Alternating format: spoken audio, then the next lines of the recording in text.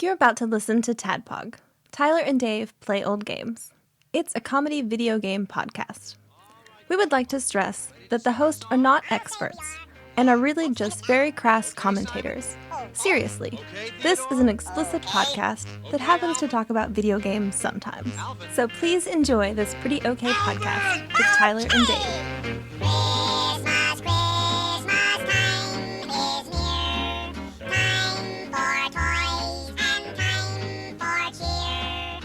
Ho, ho, ho!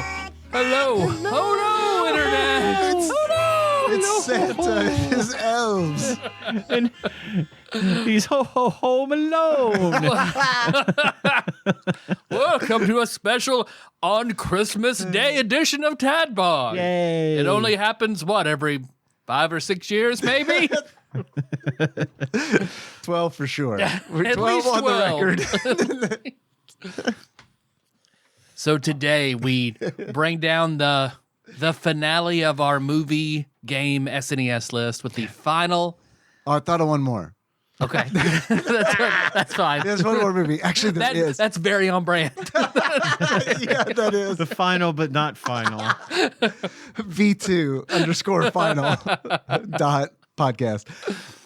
Man, I did think of one, but it is a stretch. What's the stretch? Doom. Yeah, you're right. That's Yeah. true. But that's a whole can of worms. That's a big ball of wax right there. Yes. I don't feel like I want to spend my Christmas vacation researching Doom and the differences between Doom and the S and all If that. we play Doom, we have to play it on a pregnancy test. Yes. Yeah. All right. A hacked pregnancy test. I'm surprised that hasn't come up on like Maury. You are the Doom? You a Doom guy? You're Doom guy. And you got this lady super pregnant. I send Melissa at least 2 of those every day whenever Really? we're going through TikTok. Oh, I love that. Maury's on TikTok, and it's just Oh, always shit. 2 parts, Oh. and it's just the build-up and the reveal. Oh, man, It's perfect. I need this in my Oh, life.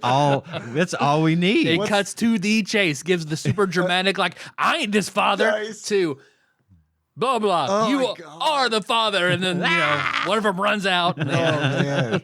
What's the good name of that shit. account? just Maury show. That's the Yeah, official Maury show account. man. They know what they're fucking doing. They know their audience. Holy They know what they shit. want. That's awesome. I love it. That is great. So before we start talking about all the Home Alone-y 2-y goodness, what have you guys been doing since last week? I've watched some stuff and listened to some stuff. But before we do that, I got you presents. Oh I'm shit! going to give you presents Fuck today. yes. Well, It's it's the only round we're doing. Well, last year I don't think I did anything for you. So I wanted You did, because I also then bought presents after the fact last year as well. Well, for each of you a $30 Steam gift card. Hell yeah, shit. man! And Thank you. for each of you a Lego Dungeons and Dragons minifig. Oh shit! In a blind Is this a box. blind? Yeah. Oh hell yeah, All dude! right, let's see what it is. I'm hoping one of you gets Cthulhu because that's one of them. Okay. Yeah, it looks like we've got a barbarian, a knight. That looks like a. It's hard to see in here. Oh, there's a tiefling for sure. Tyler lost all of his. I should have let you pick. Oh, I was which joking, ones but you it really wanted. get the floor. Oh no, that's cool. They weren't assigned at birth. What'd you get? Oh, wouldn't it be cool? I didn't get Cthulhu. Don't know yet. It's certainly not Cthulhu. Damn. What's this little? Oh, I guess these are wings for my miniature. Looks like I got a Stereon. It does it. Is it? I don't know if it has like a little booklet or something. Are they Baldur's Gate? It just says That'd be Dungeons cool. and Dragons. Yeah, that there is one on there that totally looks like a Stereon. I see him on the box there. I got a bard. A bard. A bard. Okay. Bard. We went from Excellent. Asterion to a bard. Which is what I'm playing in Baldur's Gate 3, so perfect. I got. How did you tell? How did you figure On this out? little This sheet. this fold out. Well, I have like a a helmet with antlers on it. So I got number 5, which is.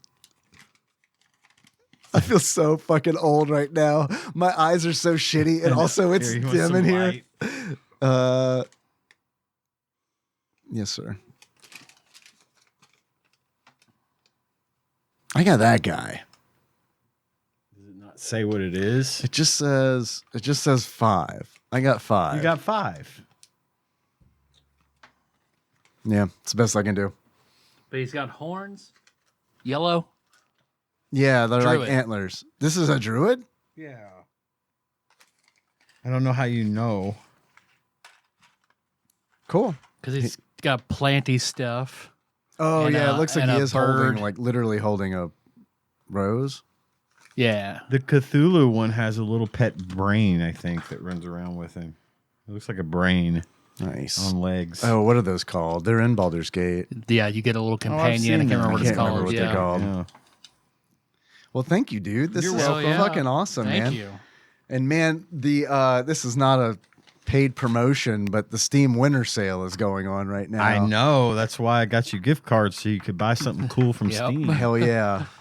So $30 thanks, man. would get you a long way on some of that shit. Dude, I've been thinking about just starting to buy every game on Steam that's under $1. Yeah. Not everyone, because I'm not a millionaire. But That's still $1 million. But anything that Yeah. strikes your fancy if you have the Right. time and the money. yeah, or just seems stupid. Yeah. You know what I mean? Where Fuck it's it. like, oh yeah, I want It's to. gonna take days just to scroll through the library. You're like, I didn't even know I had that in Yeah. like 6 months or whatever. Shit like that is like one of the few things that kind of like lights the fire inside Yeah. me to be like, hey man, you should start streaming again. Yeah, And you can stream all these shitty all these $1 games. 99-cent Steam games. That's pretty. Yeah. That's a pretty good concept. It's a I good like that, concept, yeah. right? But then you think about it and it's like, oh man, that's really gonna make me hate gaming.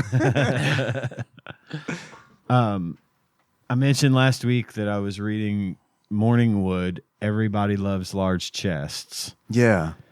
I didn't give it enough And credit Raymond. because I got through it and I liked it. It was fun. Really? It was a lot of fun. I And mean, it like got last time you said it was good. I Yeah, mean, it is. It just I was saying it wasn't a good book. It's pretty good. The not writting is fine pretty literature. good. It's not fine literature, right. but it's we're pretty not fun. Frasier.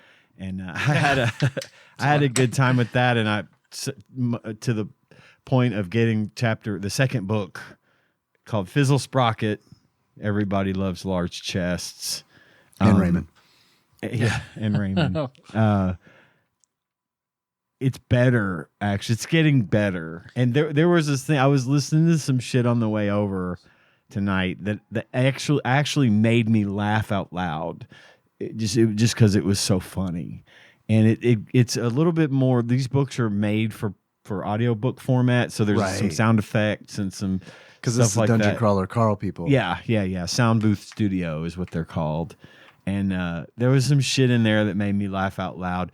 They're pretty short listens, so if you've got the credits or a few bucks and you want to listen to, I say a few bucks. They're too expensive for as short as they are. The first book's like 8 hours. The second book's 10. But I don't like paying $24 for an 8-hour book. I Right. can pay the same price for a 36-hour book. Or it's one credit for my 62-hour book I got the other day. Exactly. That math doesn't math for me. So I tend to I used up my last credit on that one. I had this free Audible thing going. Yeah. And I have my calendar set to cancel. I already canceled. After I used my last credit, I went ahead because mine's like next week. I went ahead and canceled. I haven't used any of mine. I think you've got to use them. I know. They I know that will you expire. do. Yeah. Well, if you've got credits you just want to burn, Morningwood and Fizzle Sprocket are pretty good. And then What's I the last David pre-bought. Sedaris book you listened to? Oh my God. I don't even know the name of it. It's been so long. That's how long it's been. Because I think he's come out with the last one we talked about. I think there are two more his standard books, not his diary entries, but two more standard. You books. talked about his diary entry book, right? His Like, last two I read yeah. were his diary entries, and Couldn't before remember. that was I think Treating Diabetes with Owls was a traditional Right. book. Yeah. And I didn't read that one. Yeah. Which it was good. Yeah. It's no dressing your family in corduroy denim or Right. Me Talk Pretty One Day, Oh, but those two are great. But I did. I mean, I pre-bought the next Dungeon Crawler Carl book too, so I'll have it when it drops. Yeah, that's what I spent mine on. Yeah. But Yeah, it's a good idea. they're pretty fun little books. So if you get the chance, I recommend it. In Overwatch news, which I tend to bring up some, is right now there's their Christmas is going on, their Christmas Winter Wonderland season, and they're answering the call. Marvel Rivals has got them scared. They're starting to give away a bunch of free skins. Are they really? Uh-huh. Do you think in direct response to Marvel Rivals? I think the timing of it is awfully coincidental, Yeah. which, considering that they've never been this magnanimous before, there's 3 that you can get just for playing the game. You play 9 games and you get 3 free skins. 2 of them, one of them's a recolor and 2 of them are originals. And so that's easy for anyone that plays Overwatch. Play 9 games, or if you win, you get double. It counts for 2. So you could play as little as 4.5 games and get 3 free skins. And then there's some Twitch drops going right now for Christmas skins. So you can watch any Twitch streamer that's got drops on until I want to say till mid-January, and you'll get those. So for anyone interested, that's happening. But I do think that it is in response to Marvel Rivals being so ridiculously popular now. I think Blizzard kind of fucked up. And it's As Blizzard tends to do. And that sucks. Because I feel like if they had done Overwatch 2 differently, I don't know. I think it would have been good for them to have not done a direct sequel to Overwatch, which sounds crazy. But you can maybe start with a new roster and then introduce the old favorites. I agree. Time. And this whole thing was based around PvE. Right. That never happened. They rebuilt the engine and redid all the servers and everything so that they could handle PvE content. Yeah. And it never happened. Which really sucks because I'd be interested in that. Yeah, me too. And that's a huge black mark against them. I do think that they're starting to rebound a little bit as far as player interaction, and they still give a shit about their game. And they still give a shit to a certain extent about the people that are playing the game. Yeah. And I mean, Kaiser Ark and myself, we play a lot together, especially on the weekends. And it's one of our listeners, by the way, for those of you that don't know. He and I have actually become really good friends. And so it's really been nice to get in and enjoy Overwatch with a friend. And then when John comes in, the 3 of us get in and we just have a fucking blast. Cool. So we've been having a really good time. It's breathed new life into it. But honestly, none of us have, in the games that we play together, we haven't had to wait a really long time to get in game. And usually if you do, that's indicative of either nobody's playing or nobody at our level is playing or something like that. And we've had really good luck getting into games, and I think it's still a lot more alive than people think. Marvel Rivals isn't going to kill this game. No. Overwatch is here to stay, I think. But and I do think that this is a honeymoon period with Marvel Rivals. For sure. There's going to be a lot of people that are going to fall off of it because, especially with hero shooters, you get a lot of people who are initially super into it and they play, and then they just start dropping off for other things. Mm-hmm. Yeah. So it's going to level itself out. Gonna be me. Yeah. I mean, not to interject here. No, you're good. But I want you to. I've been playing a lot of Marvel Rivals recently. I want to get in and play with you because I keep telling myself I'm going to play. Yeah. And then I get into Overwatch and don't. But I want to get together with you and play some Rivals because what I played of it was fine. I like it a lot, man. But I am kind of it's in the back of my mind. It is very much this is a free to play game that I'm going to stop playing when I find something else that I want to do. Right. I don't feel like it's not a long haul, right? Like I am with Overwatch. That Deadpool holdout is doing that to me. Is it? It is because it's like, man, they were so fucking smart not to include Deadpool in the roster because it's like, this is from my limited perspective, but I'm like, well, I mean, I'll play this game. I'll stay decent enough with it until Deadpool comes out because I really want to check them out. Well, I've all the threads on Reddit have been about I've seen a lot of Deadpool excitement and Deadpool anticipation, and I know that's holding on to a lot of people. The perfect game for him. Yeah, you know what I is. mean? I'm curious to see how they treat him, and it's like how well they're going to balance ranged versus like bladed melee and stuff like that. Yeah. But so yeah, I will play some Rivals with you. Cool. I will, because that sounds like it would be fun. Couple of things I've been watching. There was a movie that came out to your streaming platform of choice, and I think Max maybe, called Juror Number 2. Okay. It's Nicholas Hoult, aka Young Beast. Oh, okay. He was also in that movie The Menu that I've the douchebag the douchebag for the can't foodie. cook. Yeah. He was the main guy in this one, along with the girl I didn't make very good notes. The woman that's in Zombieland, Double Tap, the one that is living in the freezer. Have you seen this? I have. The one with the pink clothing is real bubbly and laughing all the time and kind of dumb, kind of ditzy. I didn't realize when you said Double Tap. That's the second movie. No, I haven't seen it. Because as you were describing that, I was like, no. Well, she's in it, and she was one of the best parts of Zombieland 2. Actually, Really? I highly recommend it if you haven't seen it. Yeah, I need to watch it. But, it's not nearly as much of a rehash of the first movie as, say, Home Alone 2 is of the original, God. but it is a lot of fun. So recommend Zombieland 2, 4 stars with and says check it out. Juror Number 2. The basic premise of this is that this guy who is a recovering alcoholic and has been, in AA meetings and everything, he's got his beautiful wife at home. They're getting ready to have a baby after having had a miscarriage previously. He gets assigned to jury duty, and he gets picked for the jury. And it is for a guy being put on trial for killing his wife by throwing her off a bridge into a ravine. Oh, sorry. Like you do. Yeah. And What a noob. as he's sitting and listening to the details of the case, as a juror is sitting listening to the details of the case, he realizes, and this is near the beginning of the movie, so I'm not spoiling anything.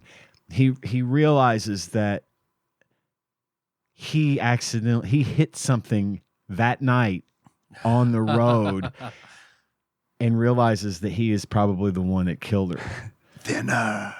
But and then chaos ensues. I don't want to get into any more, but Okay. this is Clint Eastwood's last movie that he ever directed. Is going to direct. So He's only like 96. He might crank out another one. you never know. No, he said this is his last one, but How many elderly orgies are in this movie? none, not one. It's very, 4 lemon parties. Right? I do. That's like the 10 Days of Christmas, right? Yeah, it is. 4 lemon parties. I do recommend it. It was a good watch. I had a lot of fun with it. It was super. Movies like that where they give you a bunch of information at the beginning makes you wonder like what's left to tell, but they do a good job of telling a very good story. So I do give it 3.5 stars, which says check it out. Last Juror thing, number 2. Juror Number 2. Okay. The rural juror. Juror. Heretic. I watched a movie called Heretic. Is that based on the video game? No. Damn. Hugh Grant is in this, Oh. and one of the girls from Yellow Jackets, the one that I can't think of her name. Somebody look it up. It's the one. It's not Christina Ricci. I don't know. It's not Christina Ricci's younger self. It's one of the girls that plays the younger version of one of the women in the. I'm so out of that I don't even know how to search for what you're looking for. I can find it. It's Yellow Jackets is a fucking great show. Yeah, Melissa likes it a lot. Anyway, basically, it's a story about these. It's Sophie Thatcher is the name of the girl, and one of the girls in this, and she and her partner they're Mormons. They're Church of Jesus Christ of Latter-day Saints, and they're the ones that walk around The true faith.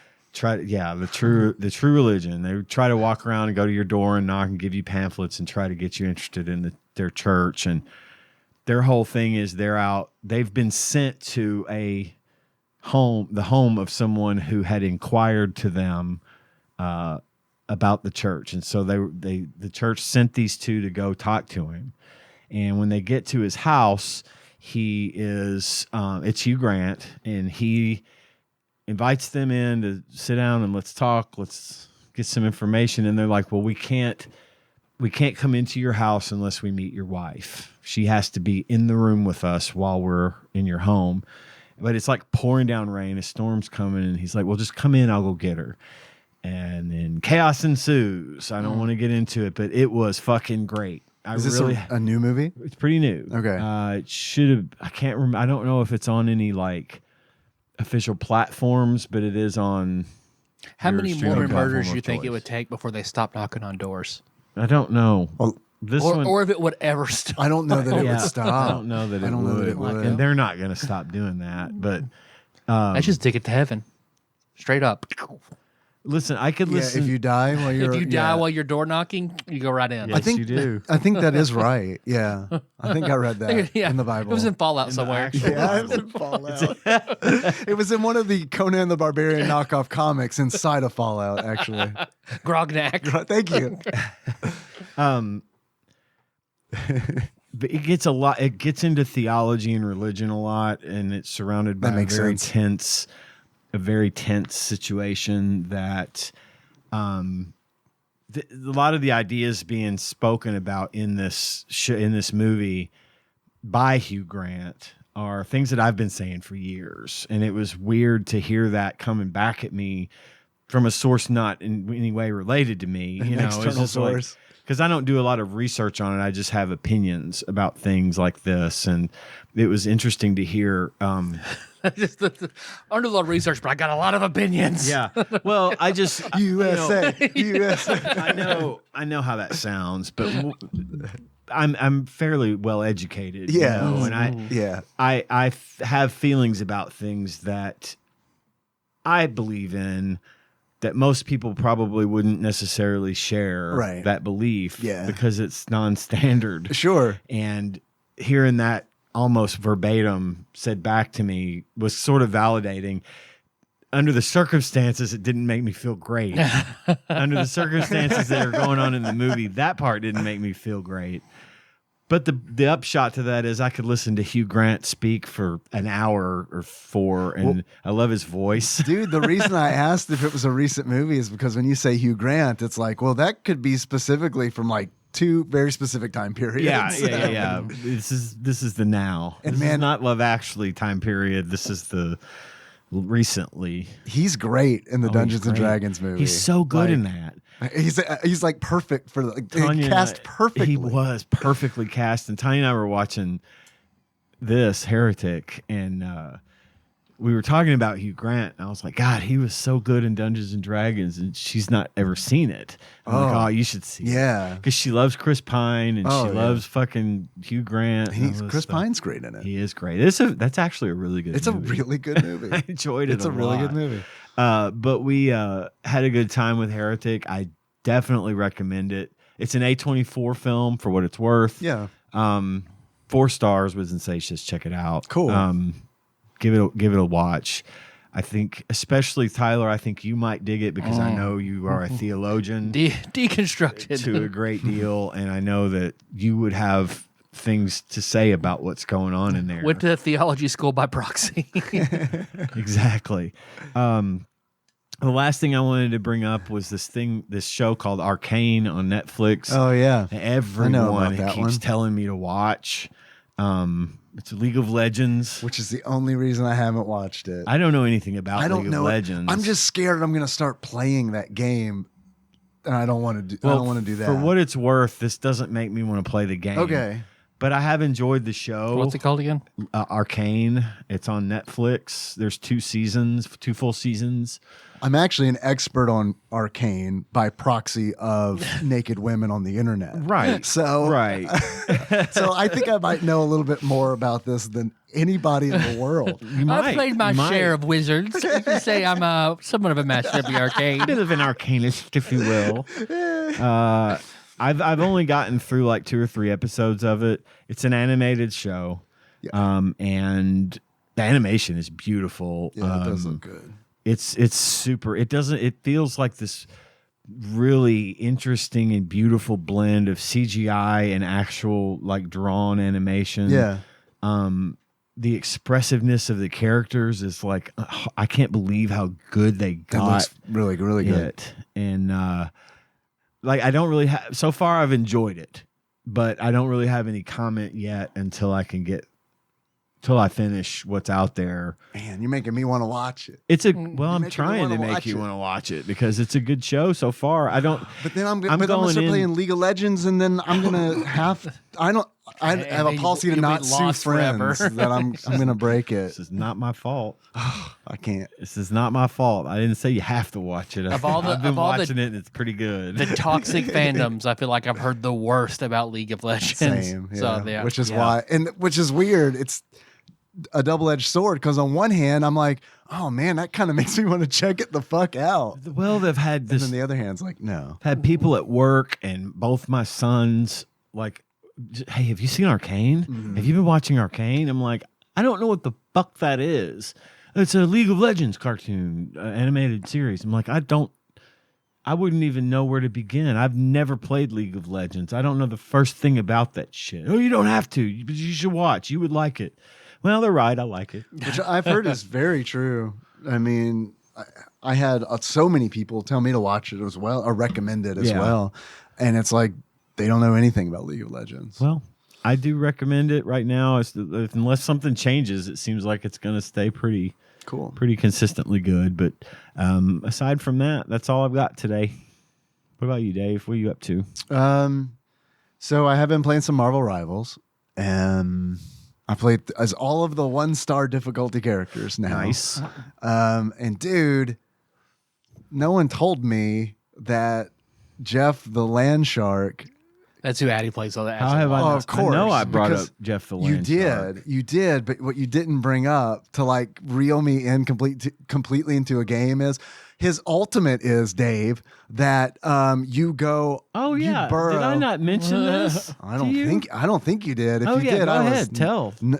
Spill. There's Jeff the Land Shark. His ultimate is you go under, you burrow into the ground, and then you turn into a giant whirlpool that like anybody in the whirlpool gets swallowed by him, eaten by him. Now I'm wondering if you did talk. So you can take your allies to safety, or you could do take the your fun enemies. thing is take the enemies that you get when you're holding them in your mouth, bro.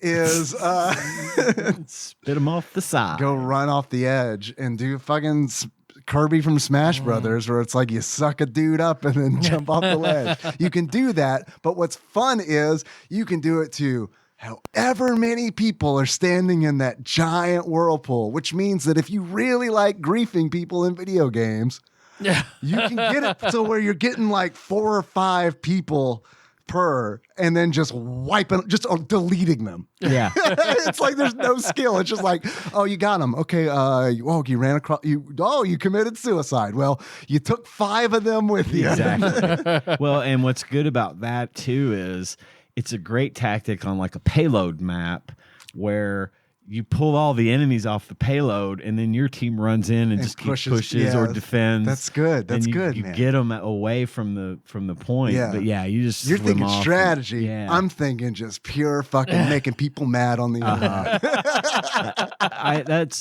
I knew that would appeal to you. Yeah. For that reason. Yeah, I love it. I love it, and especially because I'm like, first thing I did in options is like chat off, chat. Yeah. Voice chat off. Okay, text chat off. Yep. I go into this game where it's just like, I don't know, man. We're either gonna click or we're not. That's how I play. That's how I play Overwatch. I get it. I like that you're one of the more people. most polite people you can meet face to face. So this is your outlet. It kind of is my outlet. It kind of is. And it's easy to become that outlet because the game is also very... It rewards you for it. Well, it rewards you for it, but it's also rage-inducing. I learned from watching someone do this, and I was like, you son of a bitch. Well, now I got to try it. For the next hour, I'm like... And not to mention the fact that Jeff the Land Shark, his regular abilities are super overpowered. His healing, like you can heal, you spit out water to heal your allies, and then you can spit like bubbles of health regen all around the place for your teammates to pick up. If you use him correctly, he's super powerful. I need to get better at the bubbles. Yeah, because I use them. Sometimes people don't pick them up, and it's like, well, maybe I have to think more strategically and where these are placed. But like, I was disappointed by his healing, the spray water. because I'm so used to Rocket, and like Rocket. I need to try Mantis. She's not a 1-star level difficulty character. I need to try Rocket and Mantis. I want to find the healer that clicks the best with me, right? And I think as much as I love Jeff's griefing, man, Rocket for healing. I love playing as him because it's like when I'm playing as Rocket, I never feel like I'm not doing something to help the team. Whether I'm shooting somebody, whether I'm going like offense or buffing or just straight up healing, I'm always like, I'm not going to get MVP. That ain't going to happen, but at least I'm always going to be helping. You asked me last week, what in Overwatch would be the most like Rocket based on what you've described. And it's Juno. The more you talk about it, it's Juno. Okay. She is super good for that. You can heal and damage and cool. Everything she does, with the exception of her ult, has the potential. You can either shoot an ally with your gun to heal or shoot them to damage them. And you've got these like little auto targeting rockets that you hold down and you target. And when the target hits, it'll either damage an enemy. So you could potentially heal and damage every member of both teams at once. So it's like a heal, damage, AoE kind of situation. Pretty much, and it's pretty cool. And then her ult just has this big like satellite beam that comes down, and if your allies are standing in it, they get a healing and a damage buff. Cool. So, but she sounds a lot like Rocket. They do sound similar. I'm almost to the point of saying I main Juno as far as support goes, so I'm gonna have to get into Rivals and check out Rocket because that sounds like it would be right up my alley. It's popped up and said try ranked, and I'm like, no, I'm never fucking clicking that. And then it pops up and it's like, hey, there's a skin with Psylocke, like the costume you're horny for, right? The one. I'm like, we know what we're doing. I know that one. And they're like, do you want to buy it? I'm like, no, man, I don't. I'm like, I feel like. Okay, so the vibe that I get from Marvel Rivals is the multiverses vibe. I don't know what it is about it. Okay.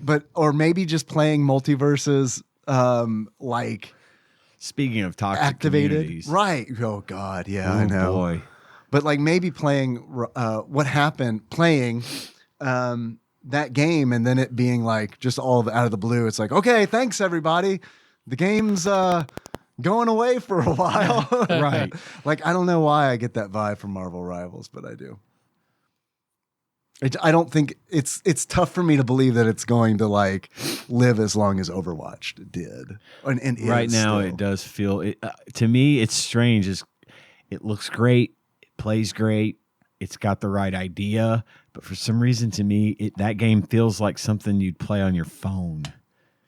I was thinking, you're right. And I know where you're coming from. It doesn't have that. It's this certain je ne sais quoi that's missing. You know what I'm saying? Yeah, I do. Because I was thinking like, when I got done playing it, I was like, man, that was fun. But if it was not free, I would not play it. Right. That is like a thought, like this was as clear as day in my head. And it's like, yeah, I wouldn't pay for this. I paid for Overwatch 1 because it was not always free to play. Right. I even bought I bought it for John Turley.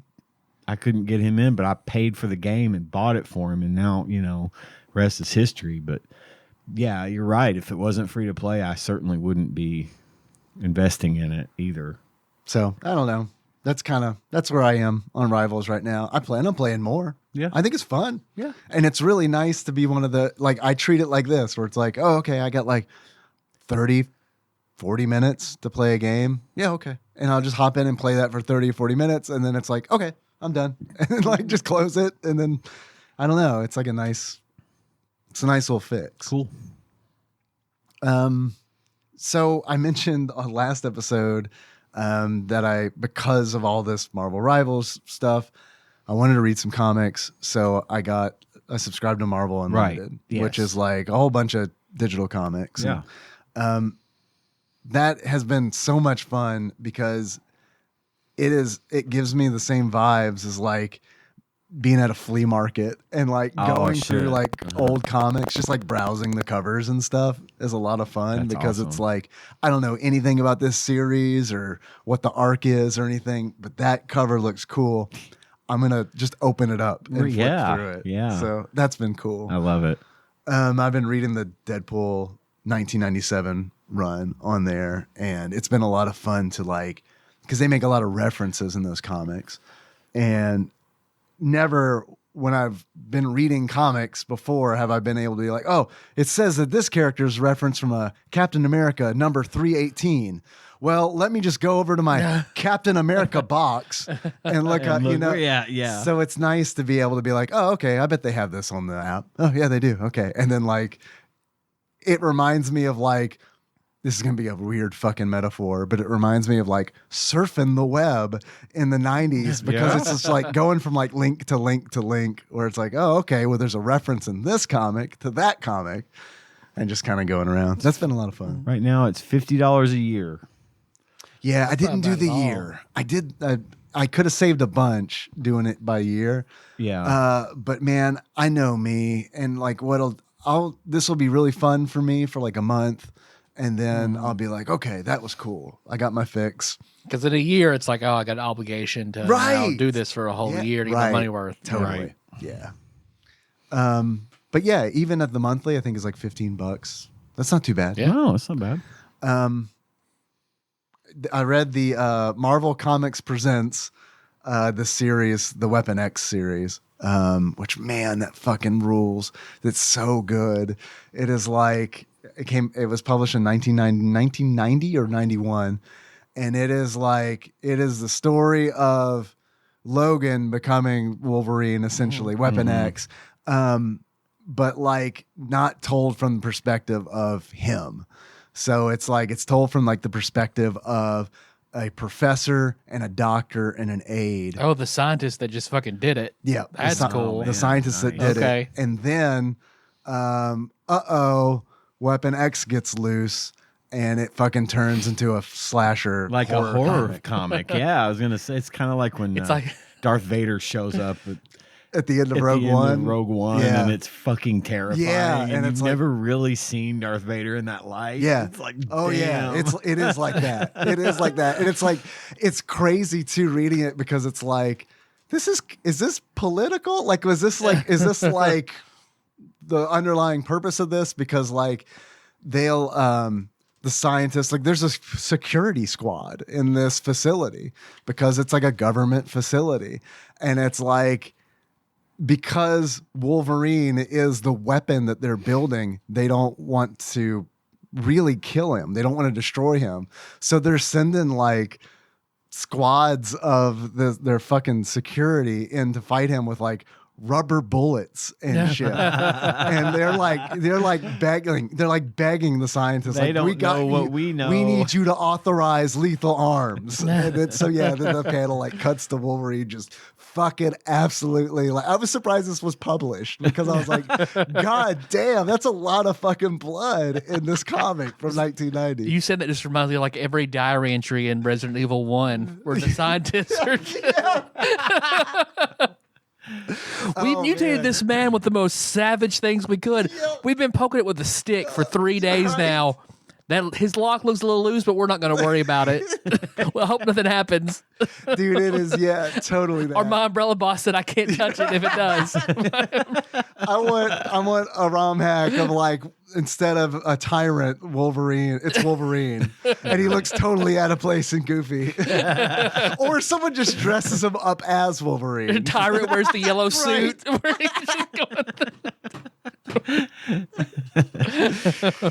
But yeah, that's been fun. I've really been enjoying reading some of that old stuff, and like rereading stuff too has been really cool.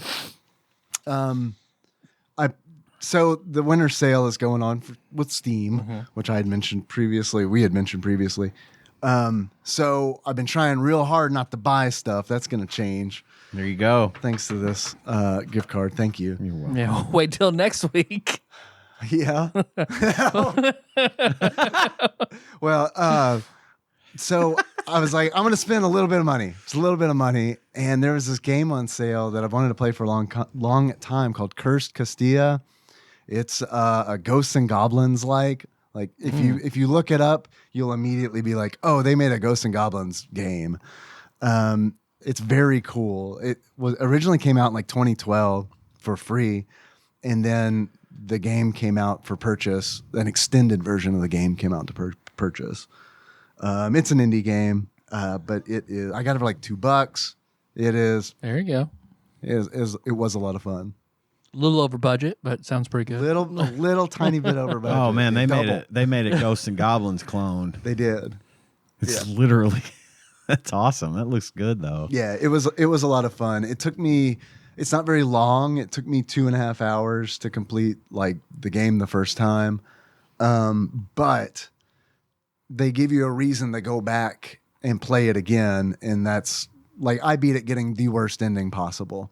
But there are things that you can do and collect to get the good ending. I don't know. I liked it a lot, but I don't know if I don't like the idea of going back through the levels and searching for hidden items. Yeah. Is it as hard as Ghosts and Goblins? I don't think so. It doesn't look good, but then again, I'm watching someone play who knows how to play. There are challenging parts, but it's a lot of the difficulty in Ghosts and Goblins is how unfair it is. Yeah.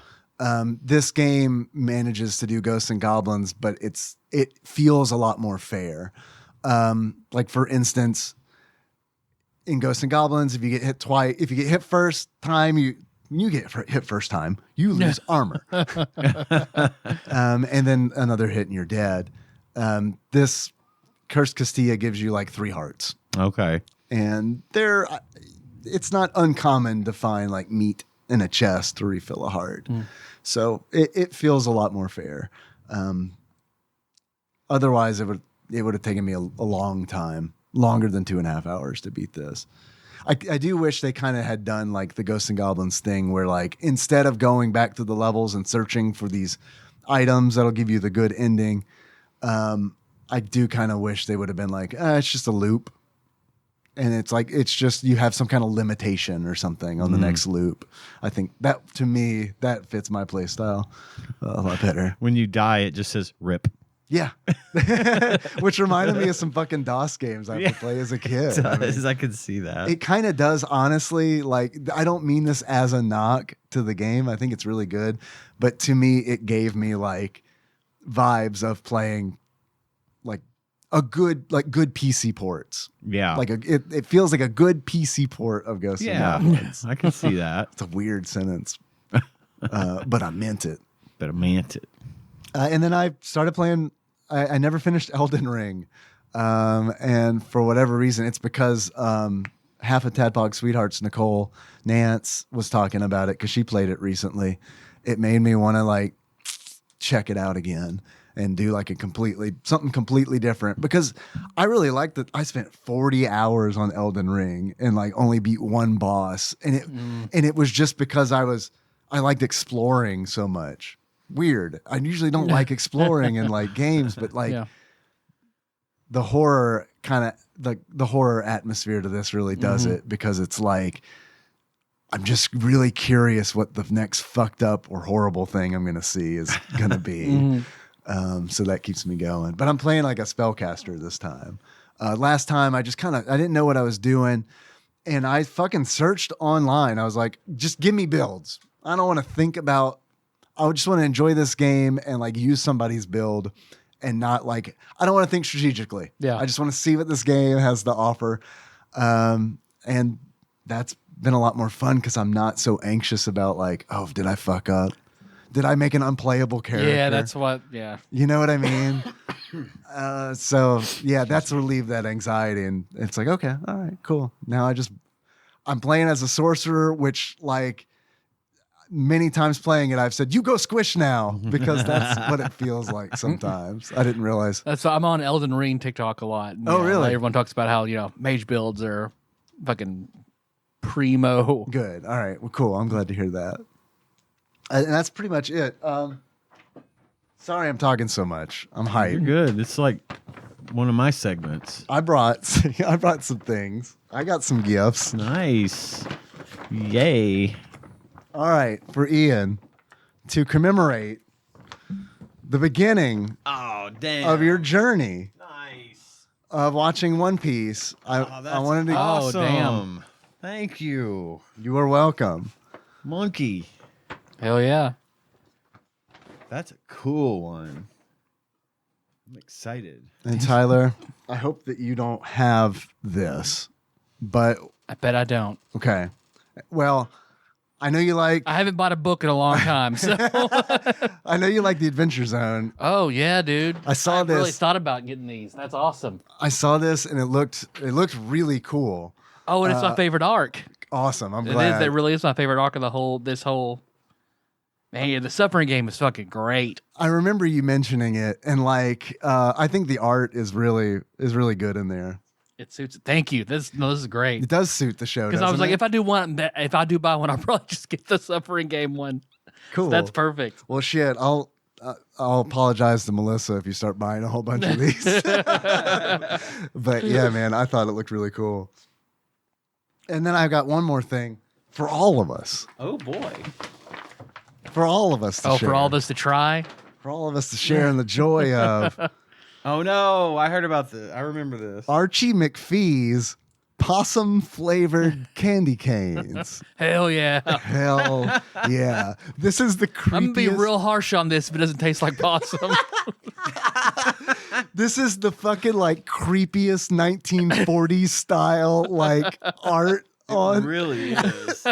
It's straight up like I've eaten a lot of hot sauce that has like the devil on it and like flames and skulls and crossbones, and it hasn't creeped me out as much as this art on this packaging. Like Uncanny Valley possum. Yeah, it's bad. It's bad. It's like scary stories to tell in the dark possums. All right, so there are 6 of these possum flavored candy canes. Do I have to eat 2 of them? Yes, your challenge is to eat 2 of these. That's like I'm not. What's the guy from Saw? I'm not the Tricycle Man. Jigsaw. Thanks. There's a theory that Kevin McAllister becomes Oh my god! Jigsaw. I love that. Okay, so he actually dies. The wet bandits actually kill him in the first movie. That's why the second movie is so much like the first movie. Is because Kevin McAllister died, and they had to find a new Kevin McAllister, and to get him up to speed, they just remade the first movie. So he died, and then got Oh, Tyler gave the little I snip. smelled it. Not anticipating Oh, what Daddy my like. olfactory senses received. Oh man, you look like someone fucking slapped you or like pinched your nuts. Yeah, did not.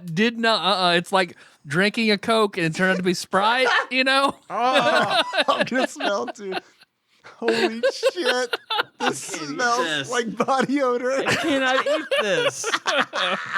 Yeah, that's Don't- awesome, all right. Don't eat it then. You don't have to. Don't feel obligated to. I'm not going to eat this. Oh, it's on my fucking fingers, man. The smell's on my fingers. It's bad. I thought it was a joke. I kind of did too. That's why I smelled it. It's like, oh, nope. It smells like roadkill. It's really real. It's real. I don't know why I smelled it again. I don't think I could do it. I don't want this stuck in my Don't do it mouth. then. Yeah. I'm gonna do it. I'm gonna cheers. braver Cheers. than I am. Wait, how are we gonna do it? Over the gum, through the lips. Give it a full suck. Here we go. Give it a little lick. Suck or lick? What are we doing? No, I think we gotta do a full suck. To the base.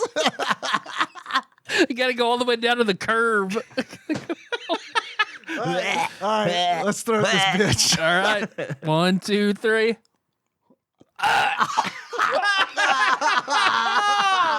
is exactly what I was trying to avoid. Too. Woo! Okay, wait. Oh my! Do it. I can't do it. I'm not gonna do it. Wait. Okay. But what if you close your eyes? Wow, a little bit of vomit. A little bit of vomit came up. What if it kind of tastes like barbecue? Oh my From where? You're gonna make me throw up. Sorry. I'm serious. I'm holding it down because the smell of it is on my lips. Oh, it is. Oh, that is vile. Oh wow! I'm sorry I didn't join in on that, but I can't be there right now. Oh, In my Jeff the Land Shark Let Chaos Reign style, there are 3 of these candy canes left. I'm gonna mix them in with Christmas candy.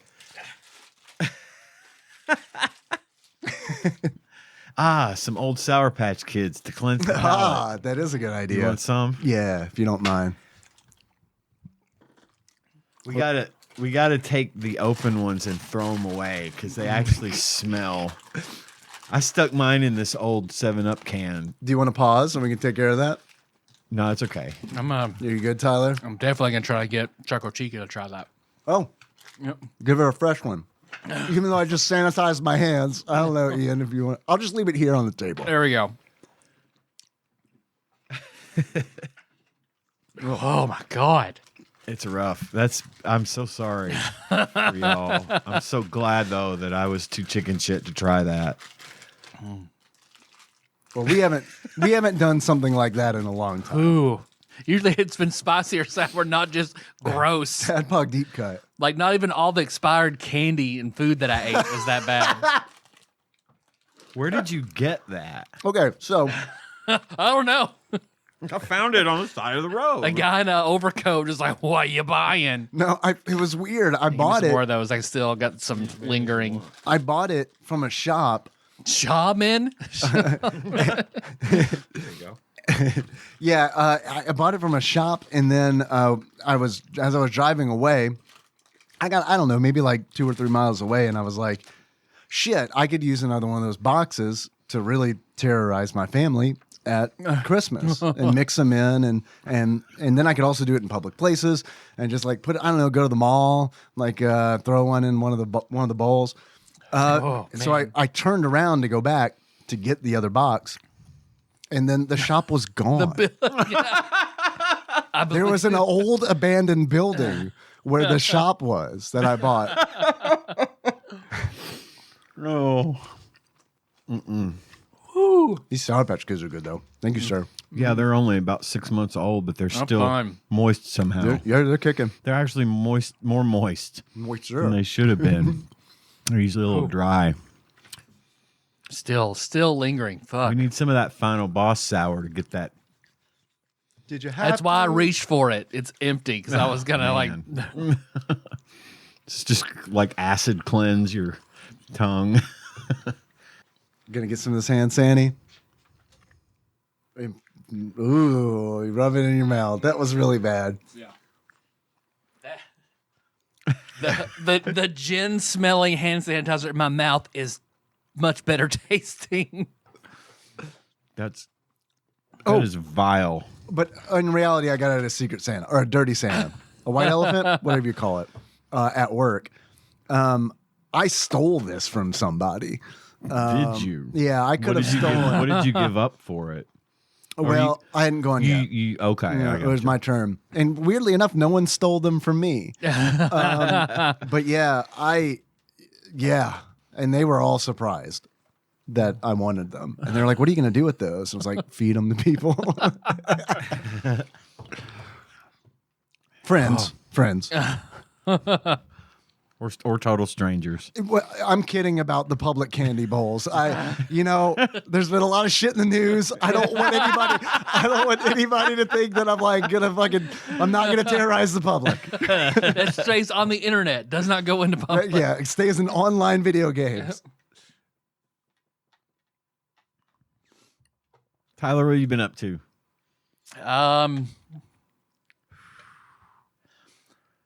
There's just lingering possum I can taste it in my mustache. I do. It's like when I eat pizza and it gets in my mustache. I've been kissed by a rose.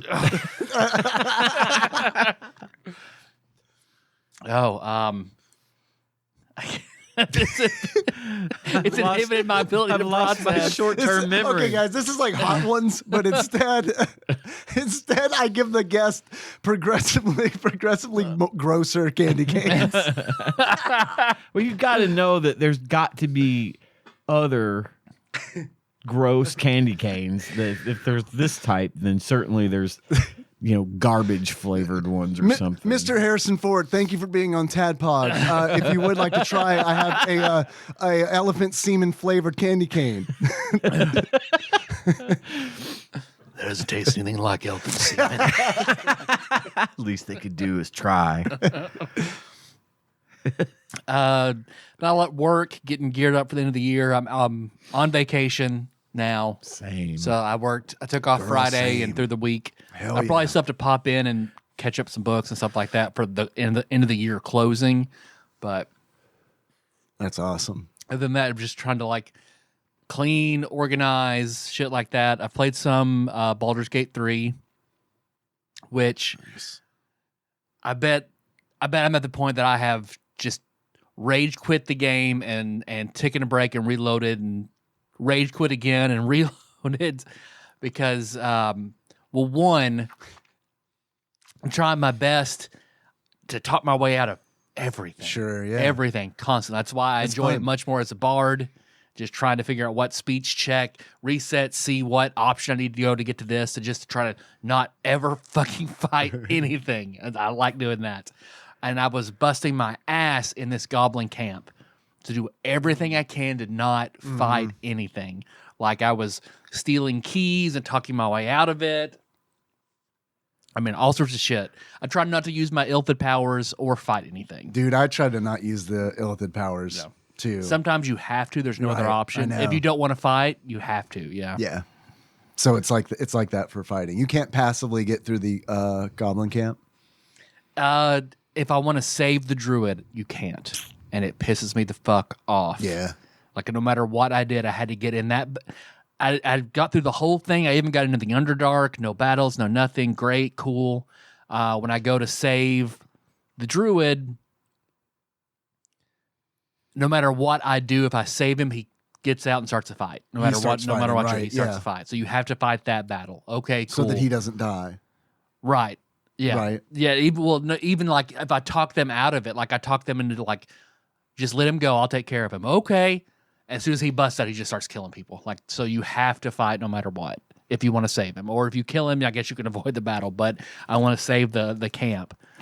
But he doesn't have the ability of surviving that fight without you fighting. It'd be pretty close, but yeah. I mean, they attacked me anyway. Oh, I got you. So they're not just attacking them. Yeah, but I made sure I closed the doors and destroyed the war drums so they can't go up for help. Right. So it's isolated to that room. Like, all right, we're minimizing it. So you went hard on it. Yeah, you went hard. And then it's like, okay, cool, you're saved. He's like, yeah, I need to get back and save my grove. Okay, cool, let's do that. He's like, not until all the bosses here are dead. And you're fighting them.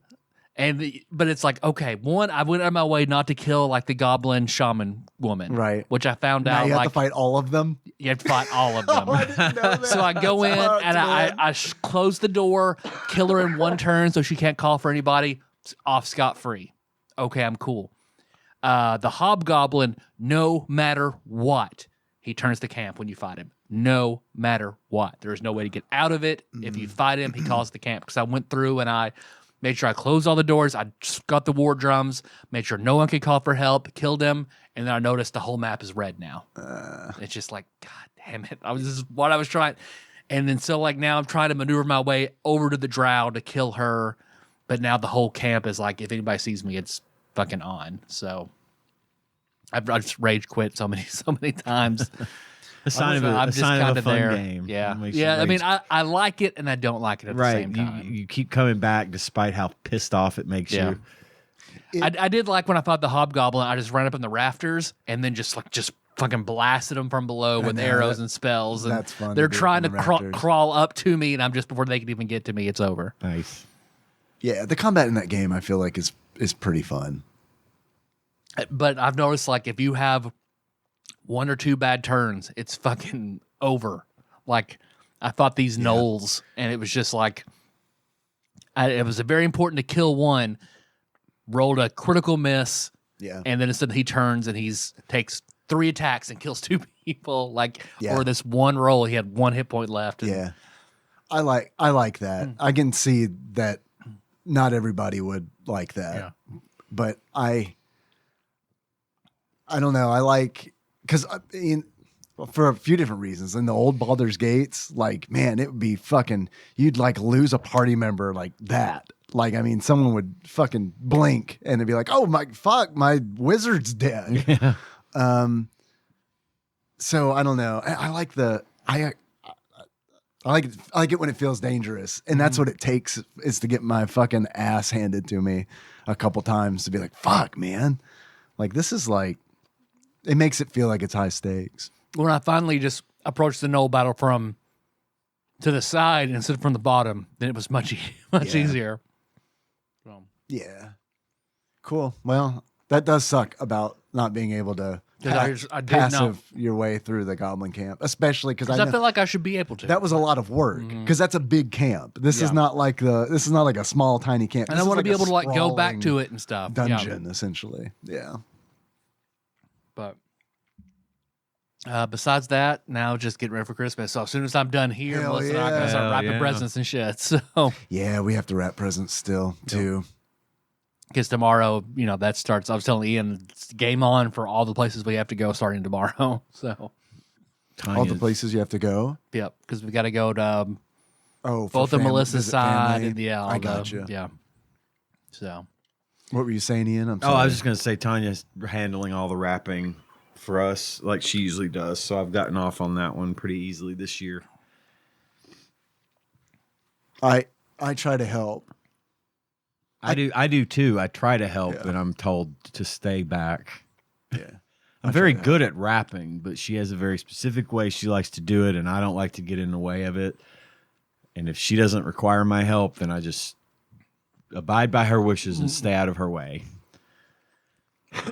Man, I just got a whip. That fucking possum came back, dude. I know. That's why I'm periodically like, drink, Can I make a... Like, what the fuck? It keeps coming back. Can I make a very slight suggestion? Yeah. Can we take 5 and get these fucking things out of here? Because I can smell it. Yes. that might be part of maybe it. pick up some of this trash and just I don't want to smell this anymore. No, I'm with you. We'll take 5 and come back and talk about Home Alone. Okay, that sounds be good. right back. Now. Home Alone 2, Lost in New York. Yeah. Exactly. Now possum free. I can still taste it. I feel like it's there in the very back of my throat. As long as it's not right here where it was, it'll go away. It'll be fine. I ate a real possum to cover up the flavor of that horrible artificial possum flavoring. I mean, God, if you're gonna do it, use the real thing. Yeah, that labels it. All that gray 40 that must be in it. It said it was vegan. So, my grandson loved the Home Alone movies. Yeah, So all of much. Yeah, he watched them all. There's some real There's a lot of them. There's more like than there 5. Should be. That's way more. That's 4 more than 4 there more should than there should be. Yeah. As is proven by Home Alone 2, Lost in New York. So I've seen these, of course, and I've seen Home Alone. Both my sons were big Home Alone. I liked the first movie. It's but this one I hadn't really sat and watched in a while. Man, I got to tell you, I just don't like this movie, dude. It's just not good. I loved it as a kid. Yeah, loved sure. it. I could see why you would. And it is for kids to love and for them to make all that money. But I feel like Home Alone is different in that like Home Alone 2 just felt it's the same. It is the same movie, but worse. And they know it. It's too cartoonish and nonsensical, where the first one was cartoony, nonsensical, but still like had whiffs of reality. And like, it was you original. could put a thing on a doorknob. You know, as opposed to like Kevin McAllister knowing how to rewire everything for the sink and shit. And it the first movie was original, and unexpected, and really entertaining and funny. I think the original it was novel, it really was. This takes all of that, and they just did it again. They did it again. Only this time it's in New York. This time it's in New York, so it's going to be like 20 minutes longer because we're going to show you scenes from New York. This fucking movie was 2 hours long. I know. 2 hours. And I mean, I watched it today. Same bandits, same strange old person disconnected from her family. Like, it's all the same. Man, they get up, they forget again. Like, all the same. Just worse. Like, the mom's not like in a big hurry to get back. You know, it's all the same shit, but you just kind of gloss over the more nonsensical parts. And I think like there's a lot of gloss over in it for sure. And like Ian, you said that it feels it's a cash grab, and like they know that it is. Absolutely. It's blatant. all of the like, so like I can remember, and even to this day, at the end of Home Alone, and everyone's seen Home Alone, right? I mean, I think this is one of those that's just been seen by everybody. I hadn't seen the second. This was my first time watching the second one. Oh, God, really? Yeah, but the original, I saw that when it came out. Okay. I remember seeing that in the theater. Well, I remember the original and thinking at the end of it when Mom walks in, right? After everything that's happened, Mom finally makes it home.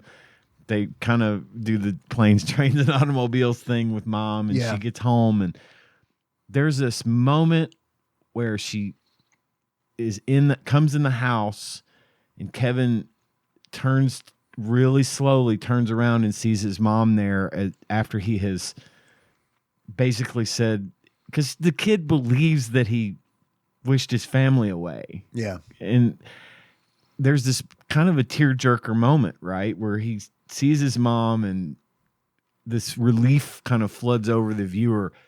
To this day, that moment still gets me a little bit because it's genuine, it's sweet, and sweet, and it's the perfect way to end. Yeah, it's a lot of emotion, and it's a perfect way to end this movie. They try to recreate that and just fail.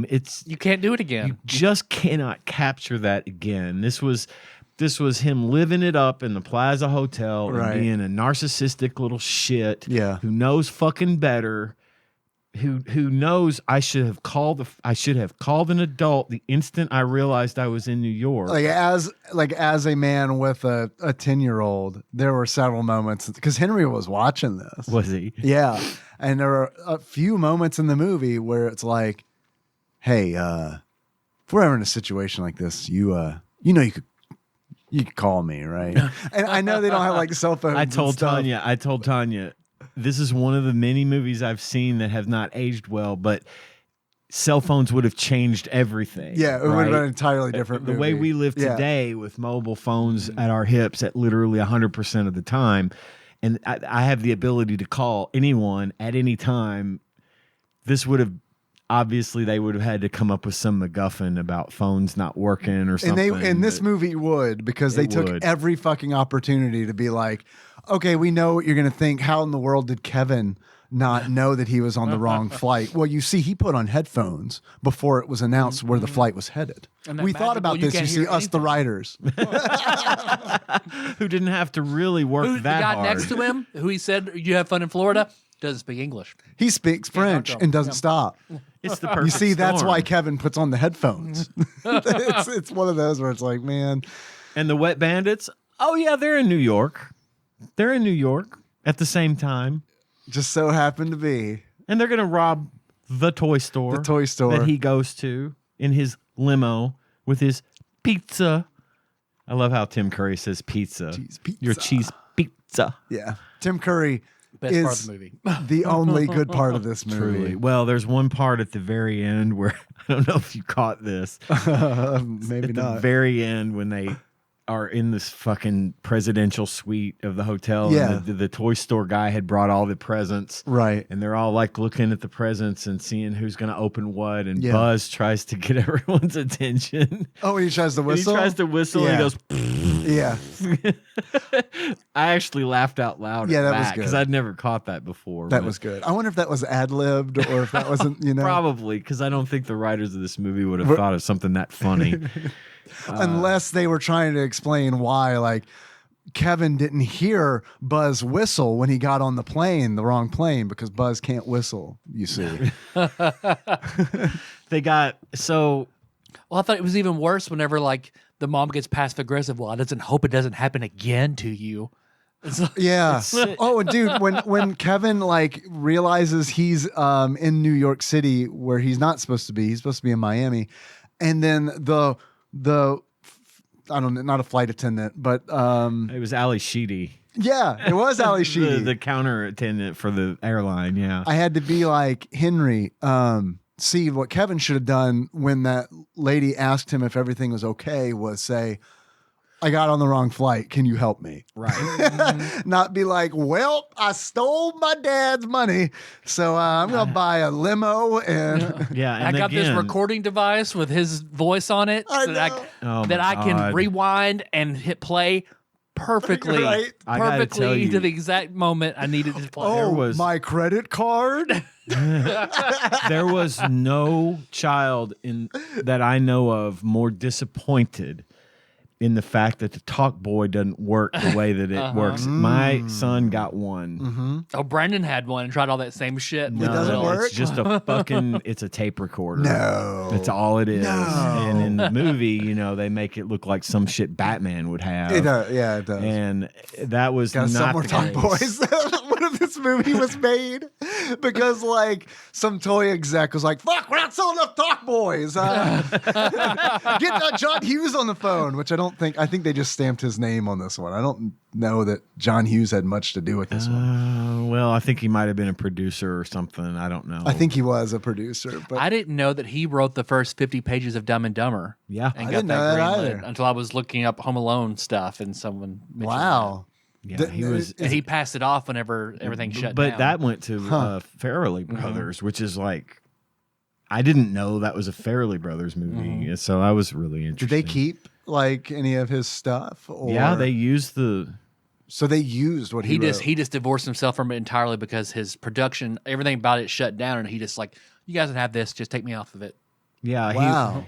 Then they went and got funding, and of course they paid Jim Carrey like several $1 million, and Jeff Daniels like And that's why- $50,000. It was insane. Yeah, yeah. People went to see that because of Jim Carrey. Yeah. I mean that's But so we've got Kevin who, they try to do the thing where he's not in the van. Oh, he's in the front seat. We got you. yeah. We got you. He's got a lot They of- didn't leave He him has this more time. attitude in this movie than he He did really in the first does. one. It's so. He's I Bart realized I was riffing on this all day. Tanya, poor thing, it was having to hear me bitch. I understand that this is a cartoon violence type of thing. I understand that they're just telling a story and it's not real. I get it. But also, man, it's just so contrived and so boring, and it's so hard to like. I mean, I love New York, so I loved seeing some of the stuff that they showed. The And it Plaza was Hotel is cool awesome. seeing it in that time period too. Yeah, it like was shot well, and Yeah. that was cool. But you could just do that. Like I don't know.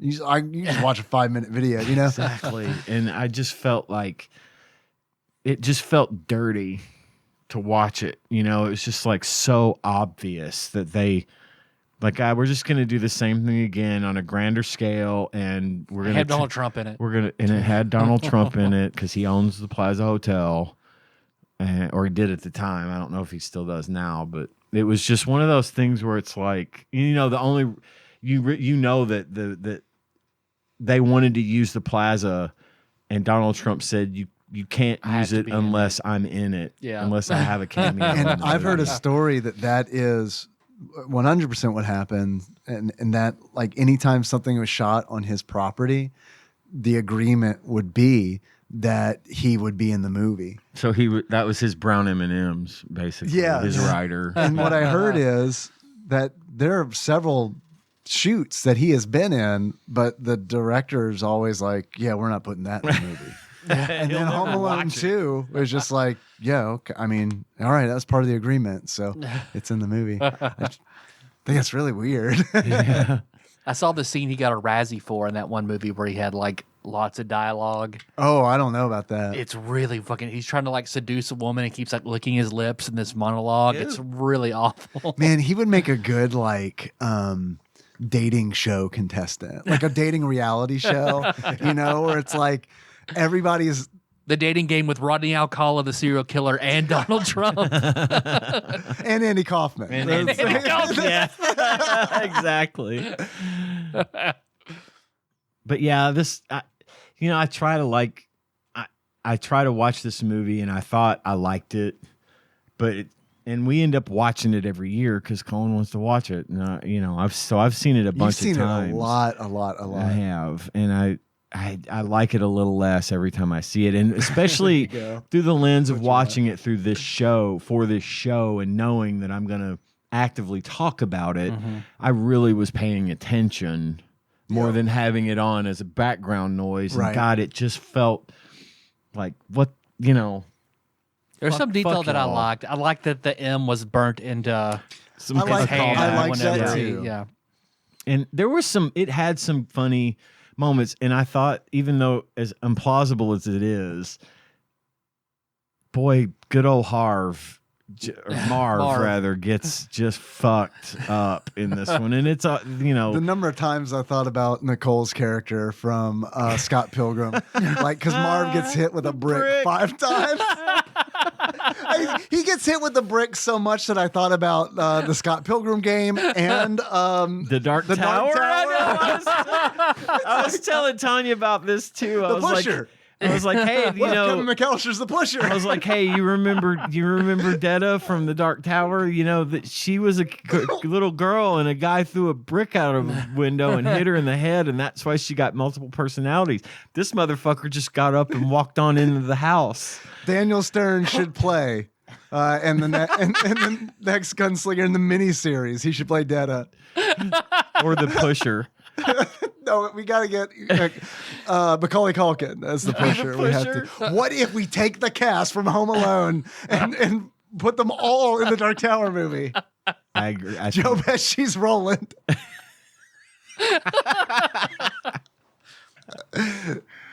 I doesn't shoot with my hand. And maybe you have twice the number. Oh my God.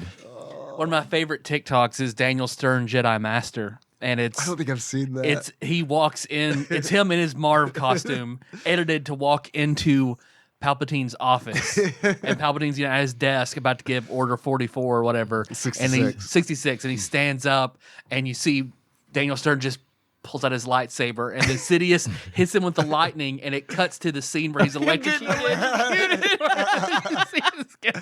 I honestly feel like Daniel Stern, he was the only one I feel like who really gave a shit. I agree. Because I feel like he was in it. He knew what he was doing. Like, I feel like Joe Pesci, he gave me the vibe of like, fuck, I'm too good for this, but I'm doing it because they're paying me a lot of fucking money. Yeah. I made a shitload on the last movie. I'm going to double my take this time. And Tim Curry. Tim Curry was great. Mm-hmm. He but was. I also, the vibe I got off of him was he knows he's in a shitty movie, and he's letting me know that he knows he's in a shitty movie. Sending the signals. I tell you, the thing that got me the most, the thing that got me into this mindset of what a capitalist piece of shit this was where he's watching another fucking movie, like the Filthy Animal thing, the does angels the with even dirtier trick wings or something. Yep. that pissed me right the fuck off. Yeah, I was and like, does okay, this, like Tyler said, does the trick like beat for beat where it's like we up the ante because he's you see tricking more adults. More, it's like, okay. And just like the shadow person was in the window, he does it in the shower when the dad's taking a shower and does the talk. Yeah. with Right. the clown. With the- all I these mean, it's things. like, Clown. how the fuck did he rig that up? I guess he just knew it was coming. I don't know. It was He's just, fucking Jigsaw. That's what he grows up he to really be. is. And then he's in an abandoned fucking house at the end of the movie. When that showed up, when he like, I guess finds this address in his dad's like It's his appointment uncle's. book. It's his uncle's house. Is that what it was? Yeah, they were Okay. out of town, but the place was being redone. Thank you, because I asked Nikki. I was like, "What? How did I?" They make a very. He's like, he looks in the address book and he says, "Oh, Uncle, whatever, Or I think Rob. Uncle Leo? Rob's place." Uncle. And he says, if they're back from Paris, I'll drop in on him. And then he goes, and then at some point when they're in the hotel in Miami, which, I mean, Jesus, they did another thing with It's a Wonderful Life, only this time it was in Spanish instead of in French. Yeah, It was shot for shot, the same fucking movie. but they're cute callbacks, Ian. They're cute callbacks. They modify them slightly. You see, Megateen, Megator, Megaton. Oh, I remember Home Alone this. 1, Home Alone 2, Home Alone 3. I remember this from last year. That classic Home Alone. Anyway, Oh, my and God. they make a little comment about how she says, "Should you call your brother?" Well, he's in Paris. They're back from Paris, but the place, their apartment, their walk up is being Gotcha. remodeled. okay. So Well, it was his uncle's house that he was destroying. okay. I'm glad that that mystery is solved for yeah. me because They don't make a big. It's not obvious when unless it you're. shows up, when that building shows up, I looked at Nikki and I was like, "How much you want to bet he sets traps up in that building?" I've seen enough of this movie to know that I am watching the same movie as Home Alone 1, where he sets traps Yep. in a house. Yep. Well, see, and even to the point of, the bad guys fucking think, they act like they're ready. Like, look, they caught the kid behind the plaza, right? When he comes out, and they're going to do what? Take him just kill him. Well, they were taking him to the park to kill him. Just kill him right here. It's New York. There's a dumpster right there. They'll never find this fucking kid. If you're going to do it, quit talking about it. This is before Giuliani cleaned up the streets. New York. No broken we got windows policy yet. We got toxic waste everywhere. Jason's running around somewhere down in the sewer. You think there are already bodies in that Trump dumpster? No, sir. Just throw the kid in there. Trump dumpster. Trump dumpster. New Steam name. But they like think they're ready for all these traps, yet somehow by the end of it, they're fucking climbing down a kerosene-soaked rope, asking, "Why would anybody soak a rope in kerosene?" It's like, okay, You deserve to die. you deserve to die, but you won't, because you should have died about 20 minutes ago when the brick hit you in the fucking head. When he gets hit with the brick Twice. on the second one, I'm sorry to keep saying shit like this, but I looked at Nikki and I was like, the funniest thing this movie could possibly do right now is kill Marv. Right. It's absolutely Like that would true. be the funniest fucking thing if that character just died in that moment. Poor Tanya knows Cave me. his head in like it's midsummer when the old man gets hit with the hammer. Dude, Just splatter his Yes. fucking head. It has to be gory. Like it has to be like you got to spend 90% of the budget on the shot of like his head like caving in so that people are like, holy shit. Well, This is genius. I told Tanya, poor Tanya has, when I watch Home Alone 1 and 2, during the scenes where they're going through all the traps, every time one of them springs, I go, "Dad! He's dead! He's Yeah. supposed to be dead!" Yeah. And I was like, I told her, I was like, why haven't they made Kevin McAllister a fucking Mortal Kombat fighter? Because then he'd throw a brick on you, and then you see that X-ray shot of the skull breaking into little Hey man, pieces. that's a good idea for an edit. I'm telling you, someone needs to put Kevin McAllister in there with all those little throw little Hot Wheel cars down or something, and then they fall onto spikes or something. I'm telling you, he would make a perfect thing. The biggest goof. There was one huge fucking goof in this movie that got my attention today that I'd never noticed before. What so was it? In the airport, Kevin gets his dad's backpack, which has all the money and the credit cards and stuff in it, right? The credit card number is. Oh, hold on. You want my credit card number? He goes into the toy store and gets the attention of the owner of the toy store by being magical, perfect and generous, and despite the fact that he's standing here when he should be with his fucking parents, I'm not supposed to spend this money. Yet he goes back and has a personalized ice cream bar. But anyway, he's standing out on the street, I guess, reading the map, looking at a map that he bought of Manhattan, and the Wet Bandits come out of the store, right, and they see him standing there. The backpack is embroidered K. McAllister. What's his dad's name? Peter or something. It's not K. Not K. Right. So why would it's Keith Peter McAllister? Why would his every McAllister begins with K? Why would his dad's fucking backpack be embroidered in bright blue with K. McAllister? Again, that's good. Multi-million-dollar movie, raking in a shitload of money. That's good. And you're not gonna fucking catch something like that. I don't know. Anyway, that's something that in Home Alone 3 they better address, where it's it's his dad. His dad's middle name is Kevin. It actually turns out it's a family. Home Alone 3 isn't even about the McAllisters. It's a completely different kid. Really? Yeah. Oh yeah, that makes sense. It's a remake of the first one with a different kid. Yeah, Peter McAllister. Because if they kept Macaulay Culkin, Home Alone 3 would be like the parents forget him and he has sex in his room with his girlfriend.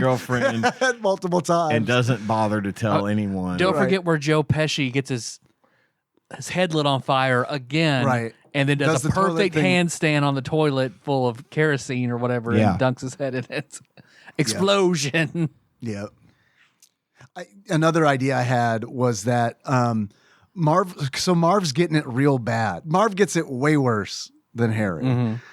So I was thinking Daniel Stern could Cilla pratfall a lot better. Yeah, for sure. Yeah, that's a really good point.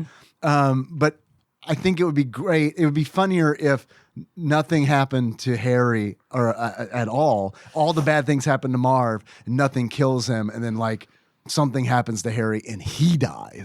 So one of the bandits has to die in order to make this movie. The pigeons murder. Oh yeah, I love that. Pick their eyes out, just go straight into straight gore mode where the pigeons just pluck their fucking metal eyes starts playing. Tears their fucking lips off. Kevin's over there I hate men. They broke my heart. She's like Rita Repulsa. Finally free. I never Turtle doves. I never knew how glorious murder could be. Yeah, it was rough. It was rough. Bad movie. Did not enjoy. Did not enjoy. Yep. 2 stars. Wasn't say says check it out. I can't deal. I like to have the attitude where a sequel cannot hurt the original movie, but sometimes it can. Sometimes it can. It took something special away from the first movie. Because I'll think of this bad movie every time I watch the first one. Absolutely, you do. It's unavoidable. And it's a shame because I think this was wasted on Macaulay Culkin. I've always said how much I love Macaulay Culkin in Home Alone. The first one, he was a joy to watch because it was fresh but he was trying to, they had him just say the thing, Bart, the whole time. And it's I get that the intended audience probably loved it. Yeah. But the intended audience is, 6-year-olds that don't know that. I loved it. Yeah, I fucking loved this movie back then. Yep. So, anyway, And it was directed by Chris Columbus. Oh yeah, God. So there we go. Sorry, no, that's fine. Something I should have come in knowing, but just looked it up on my phone because I was curious about like the John Hughes angle. I was curious like if he has a writing credit, which he does, which that is sad. That's really sad. Unless they're crediting him because they just reused all his shit from before. All the gags and all the maybe lines. One can hope. Yeah. But yeah, he is credited on Wikipedia.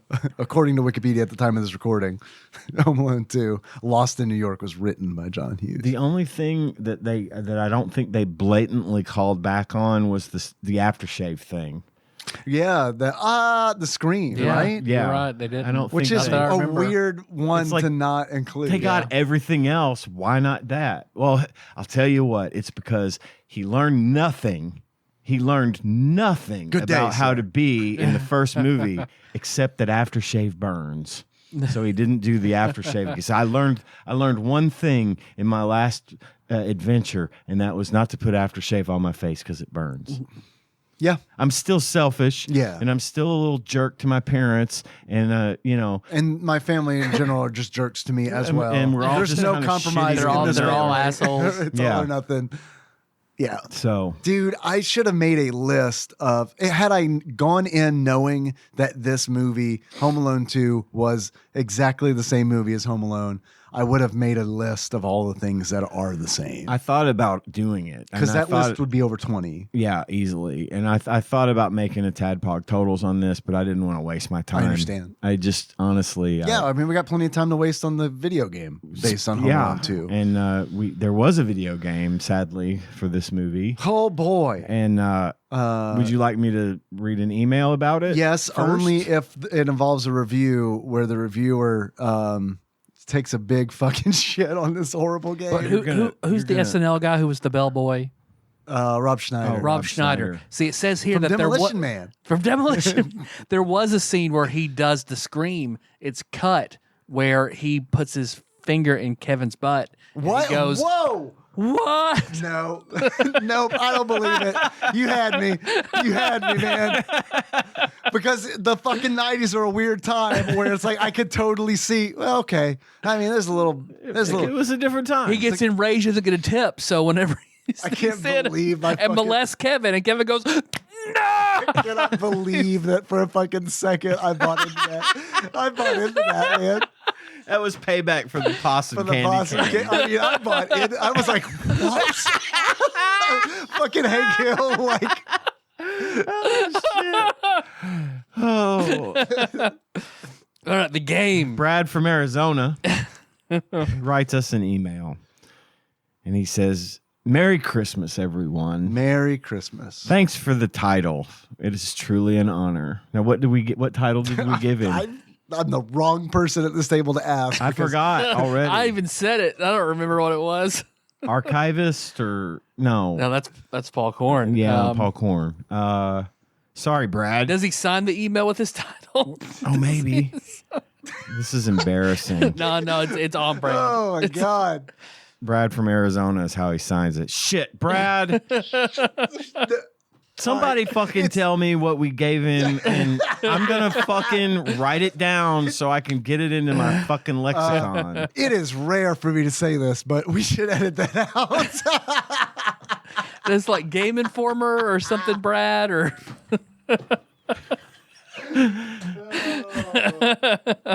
somebody help. It is now. It's now Game Informer, but it changes. See, it's a bit we do that we plan. We knew what it was. We got you. Title changes every I faked out Dave with the molestation. I faked you out with not knowing your title. Look, I'm still stunned and reeling from me believing that for a second that I couldn't think of this title, which is obviously now having thought about it.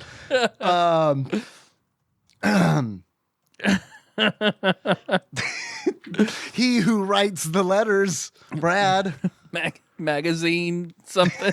Zine Lord. Zine Lord. Zine Lord's good. I'm not cutting it out. I'm not cutting it out because because we need to own our shame. We need to own our fucking But embarrassment. if we do, then he won't send us the emails Yes, he anymore. will. No. Brad. He's going to make fun of us in the next one. Good. We No. deserve to be fucking made fun of for that. Because we have the power to look perfect and edit this out. No.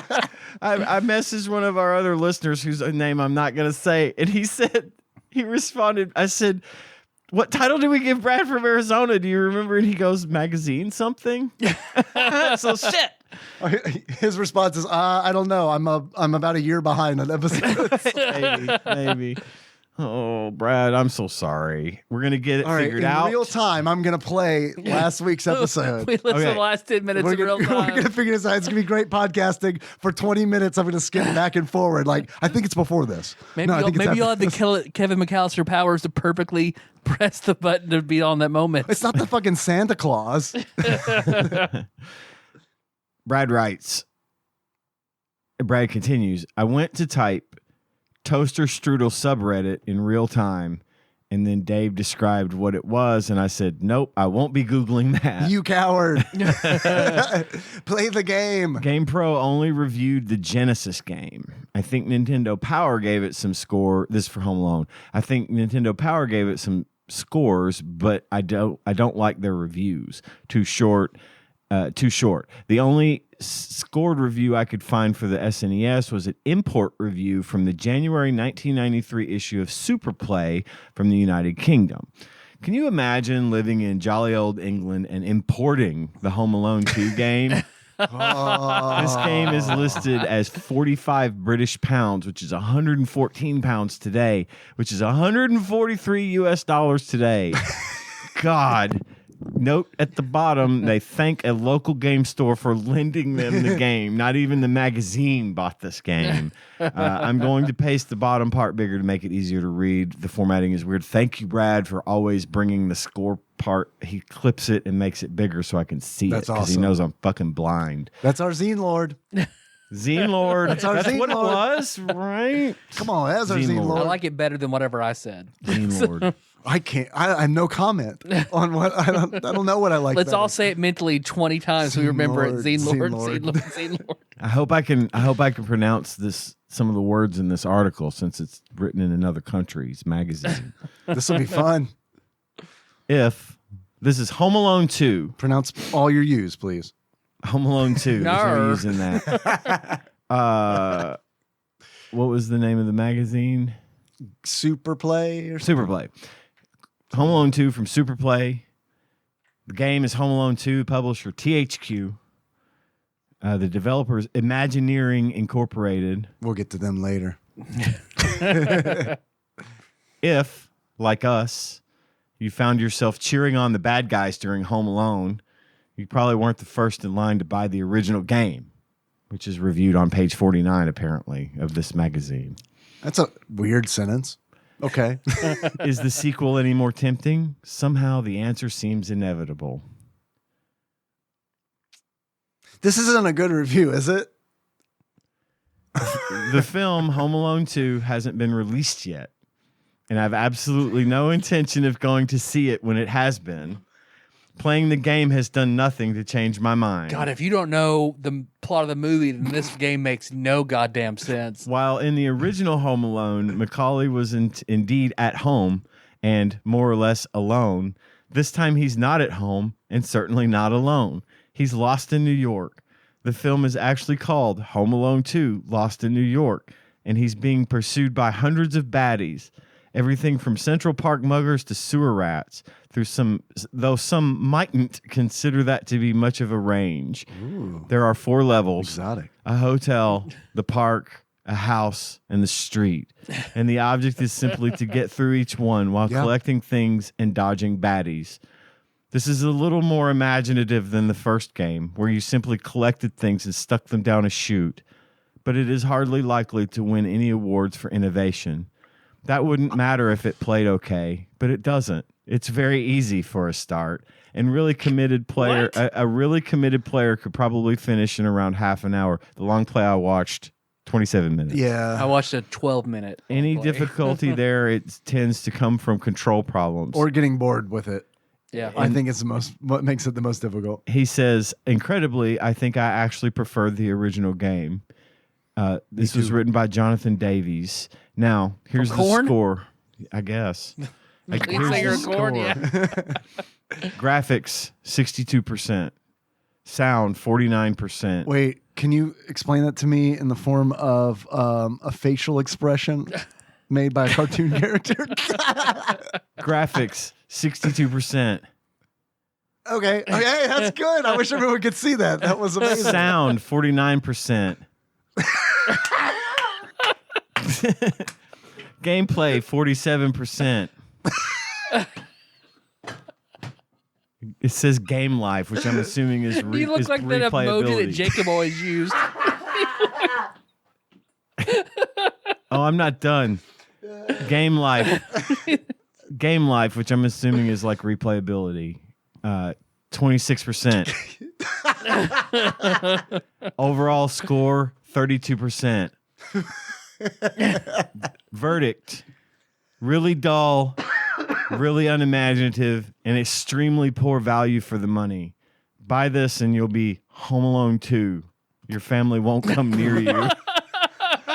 Nice. Got him. Nice. Later, Brad from Arizona. Thanks, Brad. Thank you, Zine Lord Zine Lord. Brad. Lean Lord Brad.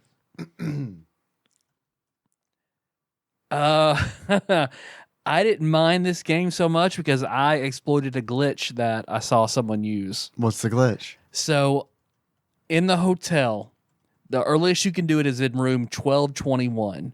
If you go into 1221 with one cookie of health left, when the maid, and you stand right in front of the door, when the maid hits you with a pillow. This is a hot coffee thing? Yeah. If you exit the door the same frame she hits you, you become invincible. For An instant death still gets you, but you can't die from damage. Gotcha. So that's what I did, and she's my way all the way to the house. That's awesome. Yep. How did you find the glitch? While YouTube I was eating, I watched a speed run, and the guy was like, Oh, he "This explained doesn't it. qualify," Dude. but yeah, I love it. Like that's the reason to watch speedruns Yep. is for that player's commentary on stuff. Because that's something that like it's very cool that you know that it exists, you know, but it's and like, actually got it to work, and it worked. that's awesome. I love that, dude. That's so cool. Yeah, I didn't know about that. Because otherwise, I would not have made it through the second half of the hotel. I wouldn't have been able to do it. I made it to Central Park and then I played that for a little bit, and it was one of those where it's like, okay, I have played this for an hour, and Central Park is fucking awful with and the I'm guys done. popping out of the bushes that you just can't avoid. Yeah. You can't hit. It's I don't know. I couldn't figure it out. I thought I was doing something wrong. Yeah. There's probably a trick. There has to be a trick to them. But it wasn't one where it was like, this is fun to figure out. It was more like, oh, okay, well, this is super fucking boring and feels somehow like cheaper than the movie. Like, I mean, and I thought that the original Home Alone on the SNES, I know the reviewer talked about like it's not very innovative that you collect items and drop them down a chute. But it's like, to me, that's more innovative because it's like, I can't name another game that really does that. This is a straightforward platformer. Magazine historian. Magazine historian. I like Zine Lord better. Go with Zine Lord? Zine Lord. Okay. Okay, well, There's an I upgrade. got confirmation from Grim. Thank He you, was Grandma. listening to it right now, and during Godzilla, he said Funny. he even read the transcript. Yeah. And he I'm inside my wife right now, but I will look this up. he's apparently he's playing Final Fantasy 14. That's what they call it. Code. It's a code. Yeah. Hey, you want to play Final Fantasy 14 tonight? And by that I mean, Final Fantasy 7. and by that I mean Chrono Trigger. He brought it up, listened, and read the transcript and confirmed for me that it is magazine historian is what we named, what we bestowed upon Brad during the Godzilla episode. I like Zine Lord better. Yep. Zine Lord. Zine Lord it is. So This was all a bit to like give an upgrade to your title. Totally didn't forget. We knew all along what it was. We just wanted to have an excuse to give you a new title. See, us three were the Forgetful Bandits. That's what they call themselves in Home Alone 3. Now that we're in Paducah, The Dementia Dudes. Our thing is when the cops are like, "Hey, where'd you get that stereo?" I forgot. We're the Forgetful Bandits. Works every time. God, I'm surprised they didn't try that. Honestly, because it's funny as hell coming from you, but it sounds like something they would have actually tried to do in the Home Alone movie. So anyway, continue. I apologize for interrupting. If this came out before the movie, if you played it, the Central Park level especially makes 0 sense because you fall down the sewer and fight the pigeon lady who looks nothing like the pigeon lady. She looks like goddamn Radagast the Brown. Yeah. And all the birds are swarming you and dropping sticks. So if you haven't seen the movie, this part is fucking bananas. I think because you can't hit her. You just have to wait until the birds run out of sticks. I would for have 3 frames. Why doesn't she pick you up and shake you like every other adult in this game? At the end, you shake hands and she points to a ladder, and then you go. Then you're in your uncle's house. My planet needs me. The Shake hands. I'd have to do some research to find out for sure, but since that magazine review was in the UK, the movie may not have come to the UK yet when they got that game. Yeah, could be the so it could be still. Dude. But even still, yeah. Dude, this game fucking gives us Tim Curry in 16-bit form, like the still of him on the phone saying, I'm going to alert all the hotels in the area that Kevin McAllister is on the loose. And it's like, what? Like, where did you get this from the movie? Like, at no point was Tim Curry rounding up all of the hotel owners. Well, at the very beginning, when Marvin, what's his name? Harry are on the phone. Who are they talking to? They're like on the phone. I know. Like, yeah, the simp, Marv is with me. I'm like, who the fuck are you talking to? We're calling together the Scranton 4, the 4 business owners in the area. We have nice. Dude, I was ecstatic when I read the word simp in this game. Me too. And I know it and it was like, fuck man. They don't know. No, because it wasn't a thing yet. I know. It's not a thing. If you don't know what a simp is, look it up on Reddit. You'll find out. And you'll love it. But now there are places where you'll say that and they'll ban you. Yeah. God. And at the end of I watched the long play. At the end of the game, it shows like this little scene of like a little still frame of Kevin and his mom. And Kevin, it looks like they cut off half of his face. Like the mom looks correct. Catherine O'Hara's likeness is clear.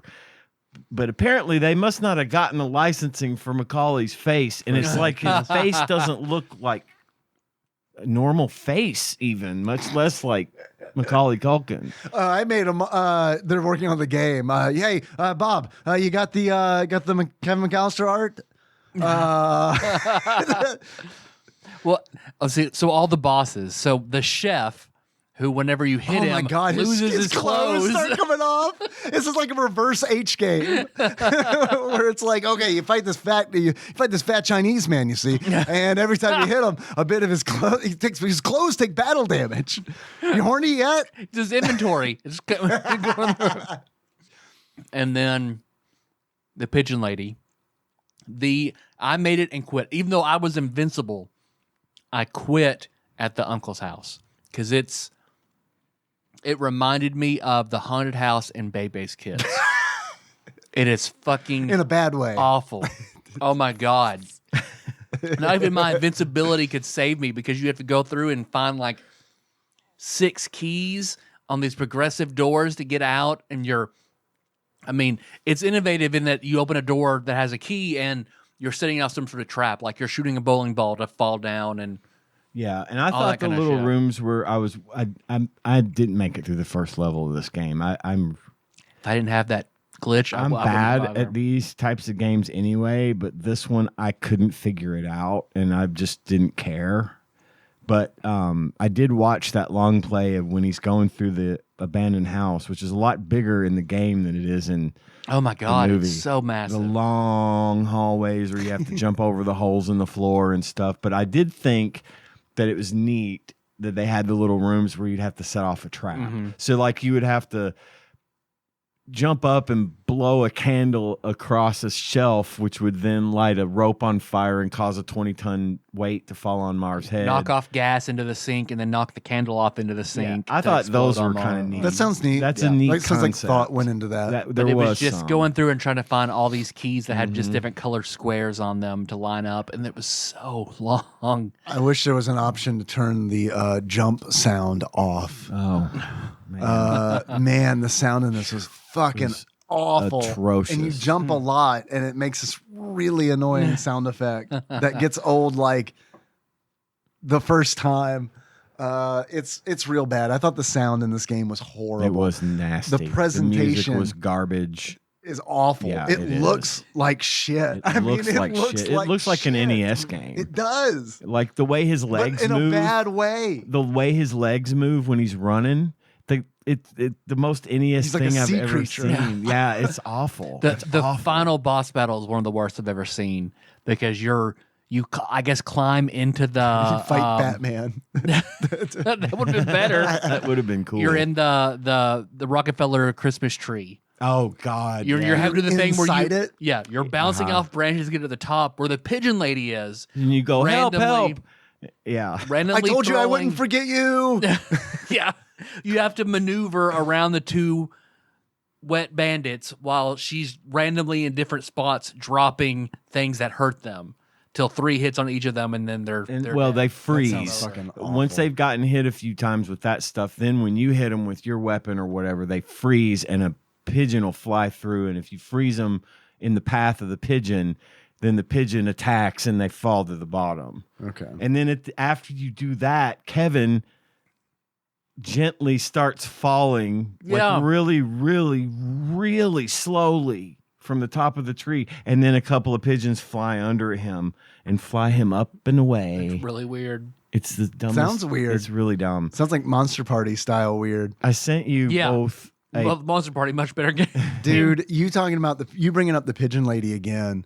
I 100% need an edit of like the part in the movie where Kevin says to the pigeon lady, "I'll never forget you." Don't make promises you can't keep. Well, I want the after he says, "I'll never forget you." I want the Ron Howard edit where it's like he did.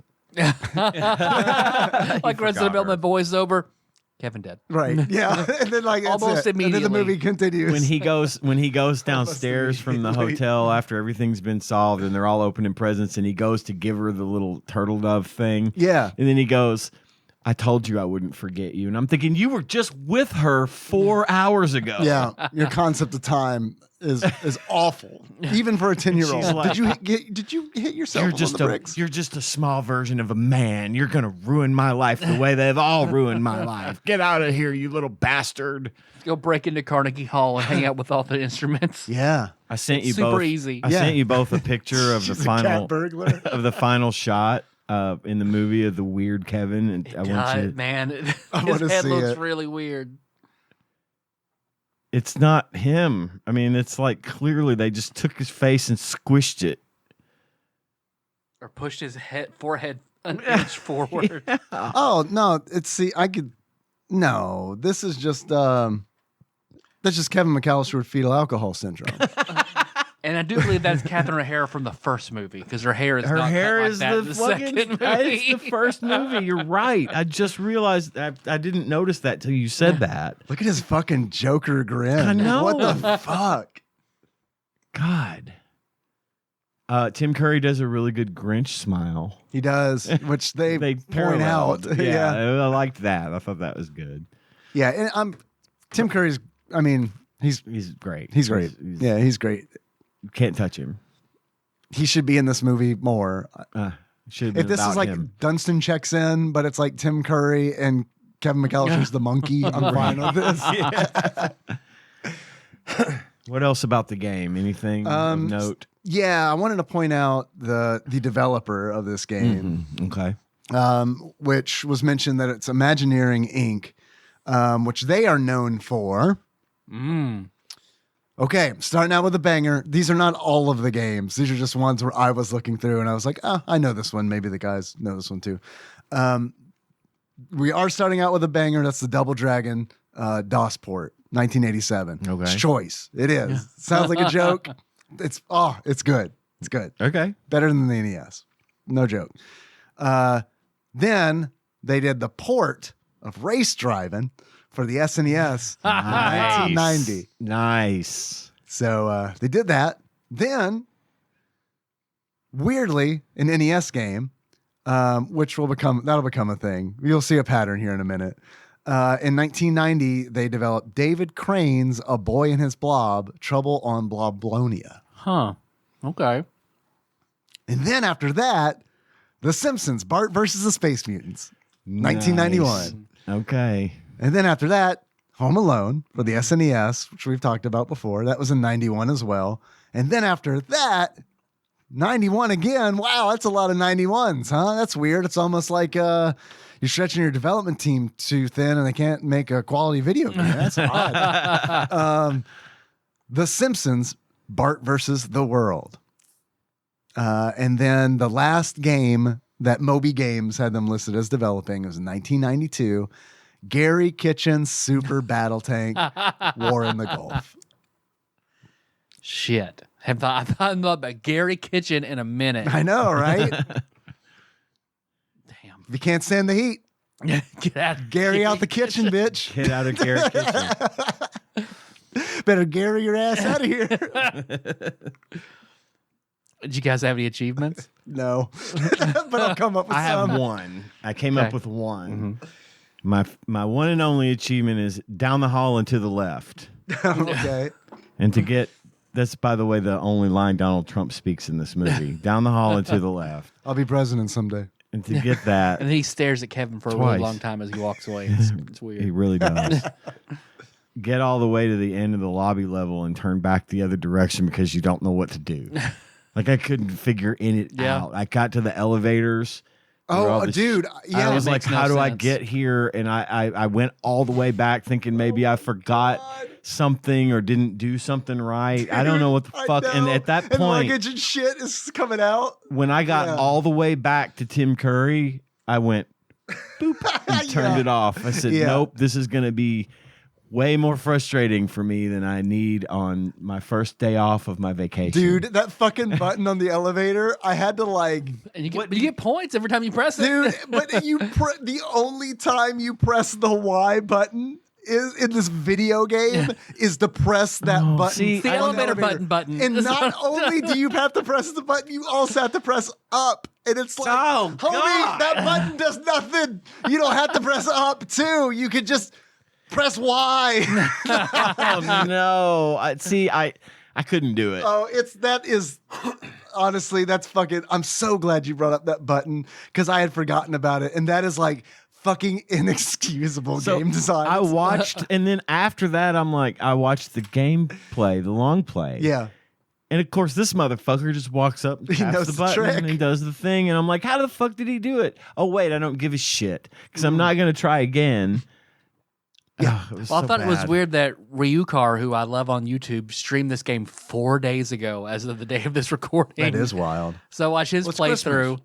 What? It's Christmas. Well, And, it's we're all in true, that you're Discord right. chat together. So he probably, saw we were going Yeah, to do an but- episode do on it. it. So he's like, I'll help him out. Yeah. He's not as skilled as we are. That's though, 'cause just we true. No, timed it no, no, perfectly no. so that this would air on Christmas.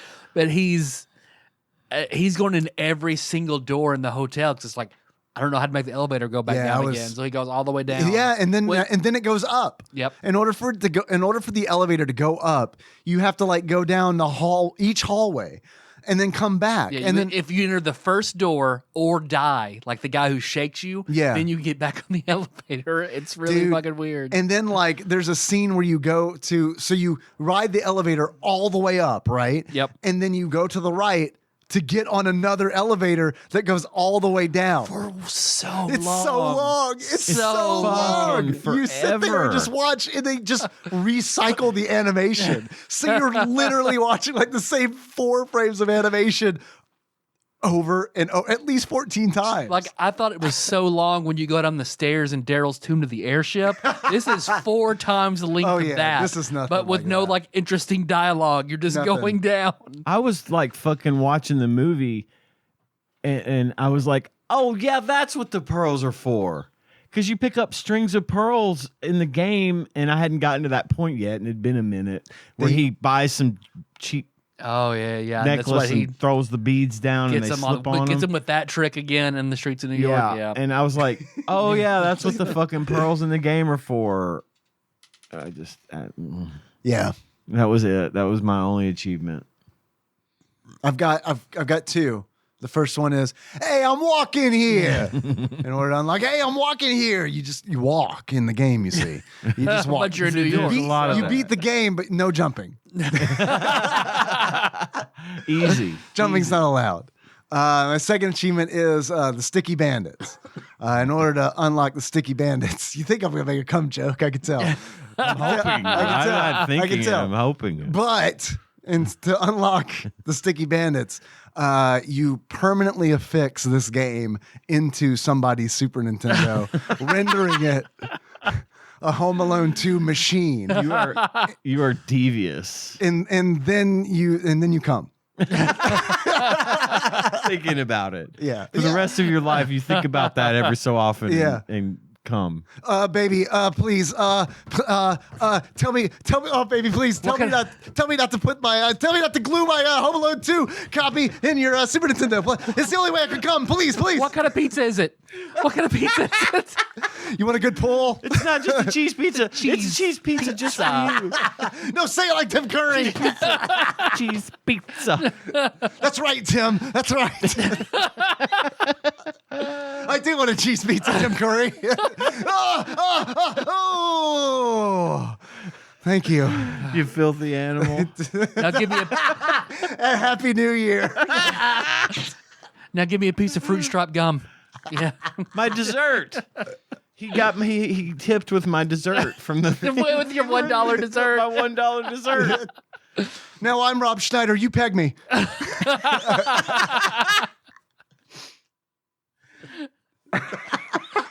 Give it to me, Adam.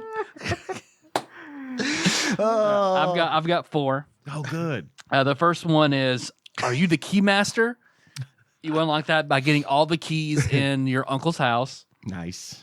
Next one is Radagast the Brown. You unlock that by beating the pigeon lady who looks just like fucking Radagast the Brown from Lord of the Rings, from the Hobbit. Then you got Math! And you unlock Math by getting 3 of those blue vials that just make you super fast and invincible.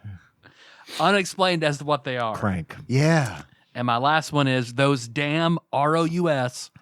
Nice. Because you have to kill 20 of the giant rats on the streets of New York. I'm seeing a pattern. Excellent. In Super Nintendo games. In Super Nintendo games, plenty of ROUSs. You want to see what Flopsy has to say about it? I do. What do you guys think? What do you think Flopsy is going to give this on a star rating? No more than 2. No more than 2. I'm thinking probably 2. I'm thinking either 1.5 or 2. That would be 1.5 is low as fuck. 1.5. That would be impressive. I mean, like rare. I want to say 2. I think because it's playable. I feel like when you get 1.5, it's like there are issues playing the game. Okay. Yeah. Okay. So 2. What are we going to say? What do you feel like the availability is? This has got to be common, right? Yeah, I would think so. For a movie franchise like this had to have been snatched up by every kid and then dash the hopes of every child that purchased it. On Christmas.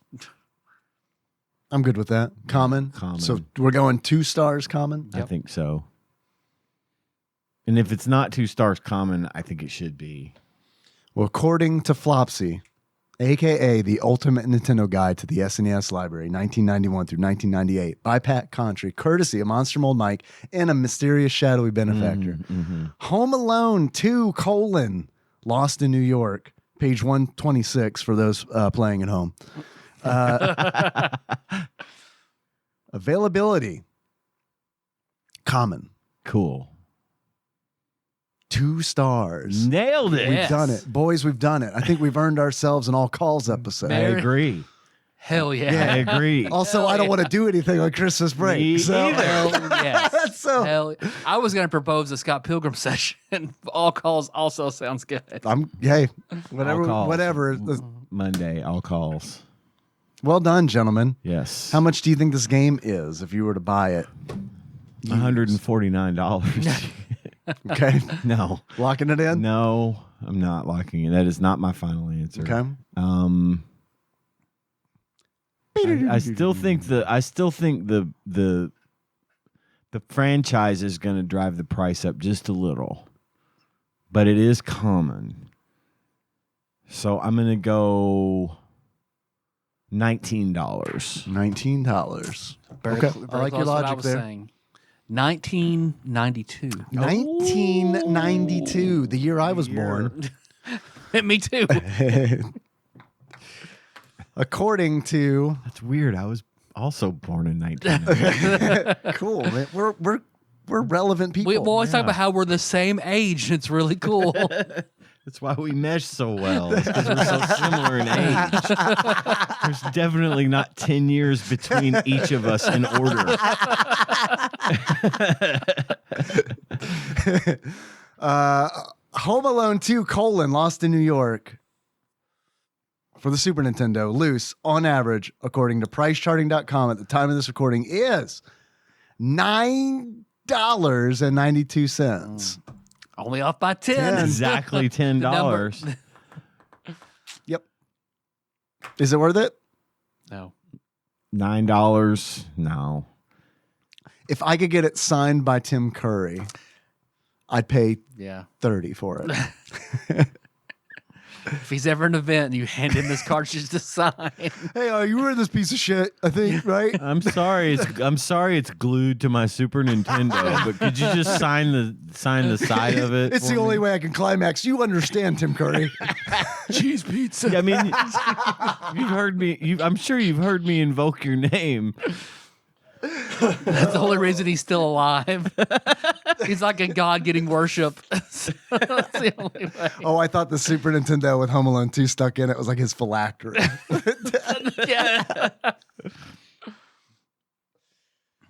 Oh, Tyler, Yes, Dave. if you were to give Home Alone 2: Lost in New York for the Super Nintendo a beard, what kind of beard would you give it? A very unkind man, but comical looking for this. A member of Trump's cabinet, John Bolton. Since Trump's in it, I'm giving it awful, horrible man, John Bolton's walrus mustache. You mean Michael Bolton? I wish. I wish. That'd be a good one. That no talent ass clown? You heard it here, folks. Tyler, Yes, Dave. if you were to give Home Alone 2: Lost in New York for the Super Nintendo a pair of glasses, Also, John Bolton's Coke bottle glasses that he wears. Horrible warhawk of a man who did write another book about how much he hated Trump and how awful it was. Warhawk is a cool name though for like Yeah. an X-Man or something. Oh shit, Wolverine's here and Warhawk. He's riding Warhawk? 90s X-Man Warhawk. He's fucking Punisher in the ass. He rarely lets anyone do that. Only Daredevil and Captain America get to do that. Oh, shit. What if we spread a rumor about Punisher being gay as a campaign to get all of those fucking Punisher skulls off of trucks? With the blue, especially the ones with the blue lines in them. Can we start doing like the LGBTQ rainbow? Like, can we start doing Punisher that logo? in the Punisher logo? I'll sell Yes. these if anybody out there Although listening it will would buy also these. look like you want to kill the. Oh, that is true. Yeah, I don't want to give the wrong message. Or just have the Punisher in cursive. That's all. And then below it, it says I'm gay. Yeah. Turns out I'm gay. That's pretty good. It's pretty good. Good way to wrap up a year. Been doing this since I was in my 20s. I'm in my 40s. That doesn't feel good at all. I was 28. Did it feel good coming out of your mouth? That's nice. It didn't feel good entering my ears. That wasn't designed to make me feel good. Ugh, yuck. That was like artificial possum flavor for my soul. There's only 2 decades in my life I haven't been doing this show. Wow. Whoa. All right, guys. So I got to go. I got to go sit in my car and be sad. I'm not going to be here next week. All right. Well, anything else? Anything else, Most? Anything else? No.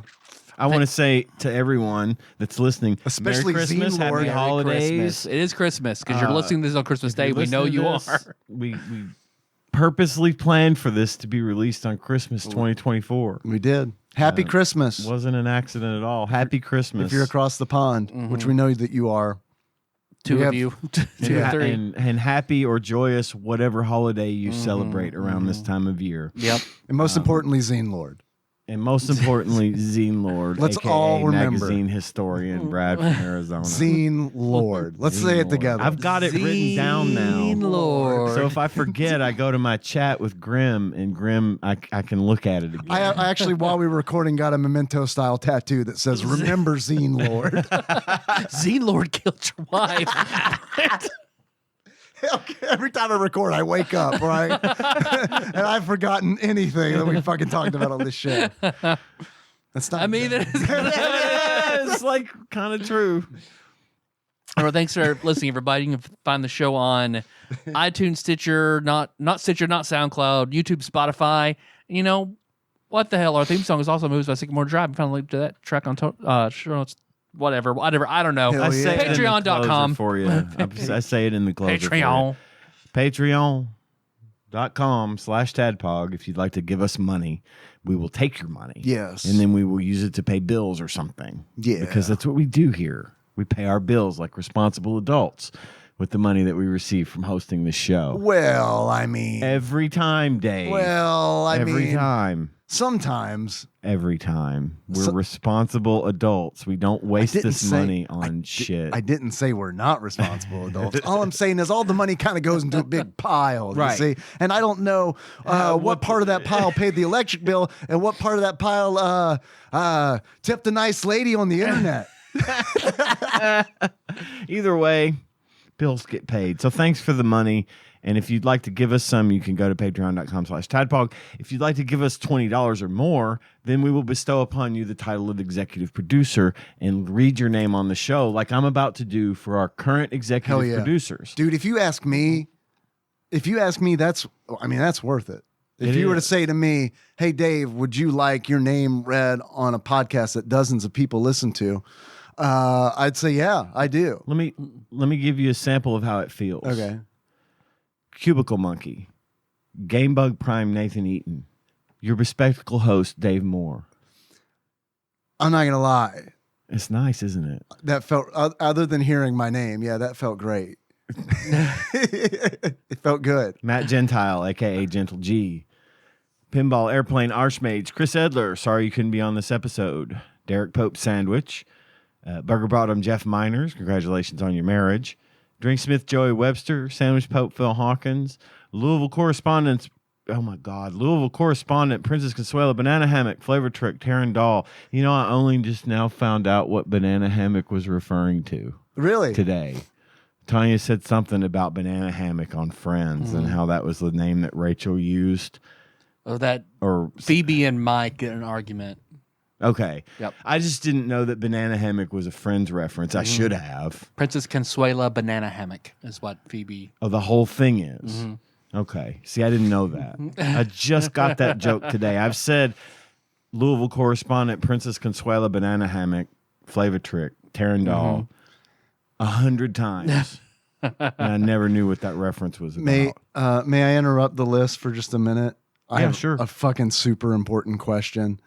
I need help coming up with a term for the Urban Dictionary definition for you trick somebody to eat an entire possum flavored candy cane and then give you oral sex, and then you go to the bathroom to pee and you smell it and you throw up. I need the name for that. You smell it on your dick. Just to clarify, I don't feel like I was very clear about that. They give you oral and then you smell their possum infused saliva on your penis. Kentucky Roadkill. Kentucky Roadkill. Let's say a dirty Appalachian. Ooh, a dirty Appalachian. Dirty Appalachian. Appalachian. That's better. Yeah. I know how to pronounce that Dirty word. The state I live in. The dirty Appalachian. The dirty Appalachian. I fucking love it. All right, great. Canadian Turbo Nerd Thomas and Treff Dietrich. Thanks to all of you, Hell yeah. executive producers and non-executive producer donors alike. We are very grateful for your money. We joke about it a lot, but we do appreciate the money. It does go a long way. It helps. It does. Please keep being grossly irresponsible with your money. Please. Yeah. Please. You legally shouldn't have to do this, but you know. I disagree. Legally, I think everyone who listens to this owes us $20 a month. Me You know, you're personally. right. I agree with that too. Unfortunately, the legal system disagrees with me. It told me multiple times. Stop saying that. Yeah. You can't demand it. Oh, friend of the show, Ashley Shake, has a book. It's on sale now. Kentucky Blood. I have it in the show notes. That's what the Urban Dictionary should be. Kentucky Blood. Blood. It's where you smell the Yeah, possum infused saliva on your penis after oral sex. Or maybe it's the He'll love that. Oh yeah, he probably wouldn't. Yeah, I shared the it's link good. on. Any publicity is good publicity. It is. I shared the link on Dozens Facebook. of people are going to hear about And my this. grandma texts me like, "Do you have a copy I can borrow and read?" And I told him that. He was like, "Do not let your grandma read my book." This ain't no library, Grandma. What's this look like a charity? It's real intense. She does not need to read it. Oh. Okay, fair. We shouldn't call that. We should call that. But okay. Dirty Appalachian is where it stands now. Yeah, but I'm working backwards. I'm backwards engineering this. And I'm like, what would it take for it to be a Kentucky Blood? Does it involve one of those possum flavored candy canes and a woman on her cycle? It does. Yes. Yes. It does. You can figure the rest out. Okay. Think about it. Think about it. Kentucky Blood. Shake, if you want to use that as a commercial, you're welcome to. You can take any amount of this podcast. Like a 90s video game commercial, just like a possum exploding. Kentucky Blood. Gross out your wife. Well, so all of those fucking creepy crawler commercials where it's like, all right, the whole basis of this is you have a sister, see? Yeah. And you make these bugs in your laboratory and then you scare her with them. And in 10 years, there'll be a massive recall because they're very poisonous. Oops. You're the creepy crawly now. Yeah, how you guys want to close it out? As Tim Curry? Has to be. That's probably how we closed out Clue as well, but I don't remember. Probably, I hope but it that's was. Yeah, oh yeah. So until next time. Tropical Capricorn. Possum. Kentucky Blood. An old possum. Cheese pizza. Merry Christmas, everybody. Merry Christmas. Merry Christmas. Merry Christmas. Merry Christmas. Merry Christmas. TADPOG is hosted and produced by Tyler Holland, Dave Moore, and Ian Chandler and releases new episodes every Wednesday. You can find them on Apple Podcasts, Spotify, YouTube, and just about anywhere else podcasts are hosted. If you have a question or comment for the hosts, don't hesitate to call us at 270-883-2555 and leave us a voicemail. If we like it, we'll play it on the show and respond. If you'd like to send us something, you can do so at TADPOG Studios, care of Nicole Nance, P.O. Box 3785, Paducah, Kentucky 42 02002. If you'd like to donate to the show, visit patreon.com/tadpog, and with a minimum donation of $1 per month, you will get access to all of our fun bonus content. Join the conversation on our Discord server at bit.ly/tadpogdiscord. Registration is free, and we'd love to have you there. If you enjoy our show and haven't already, don't forget to find and tap that subscribe button so you don't miss anything. Thanks for listening, and we'll see you next week.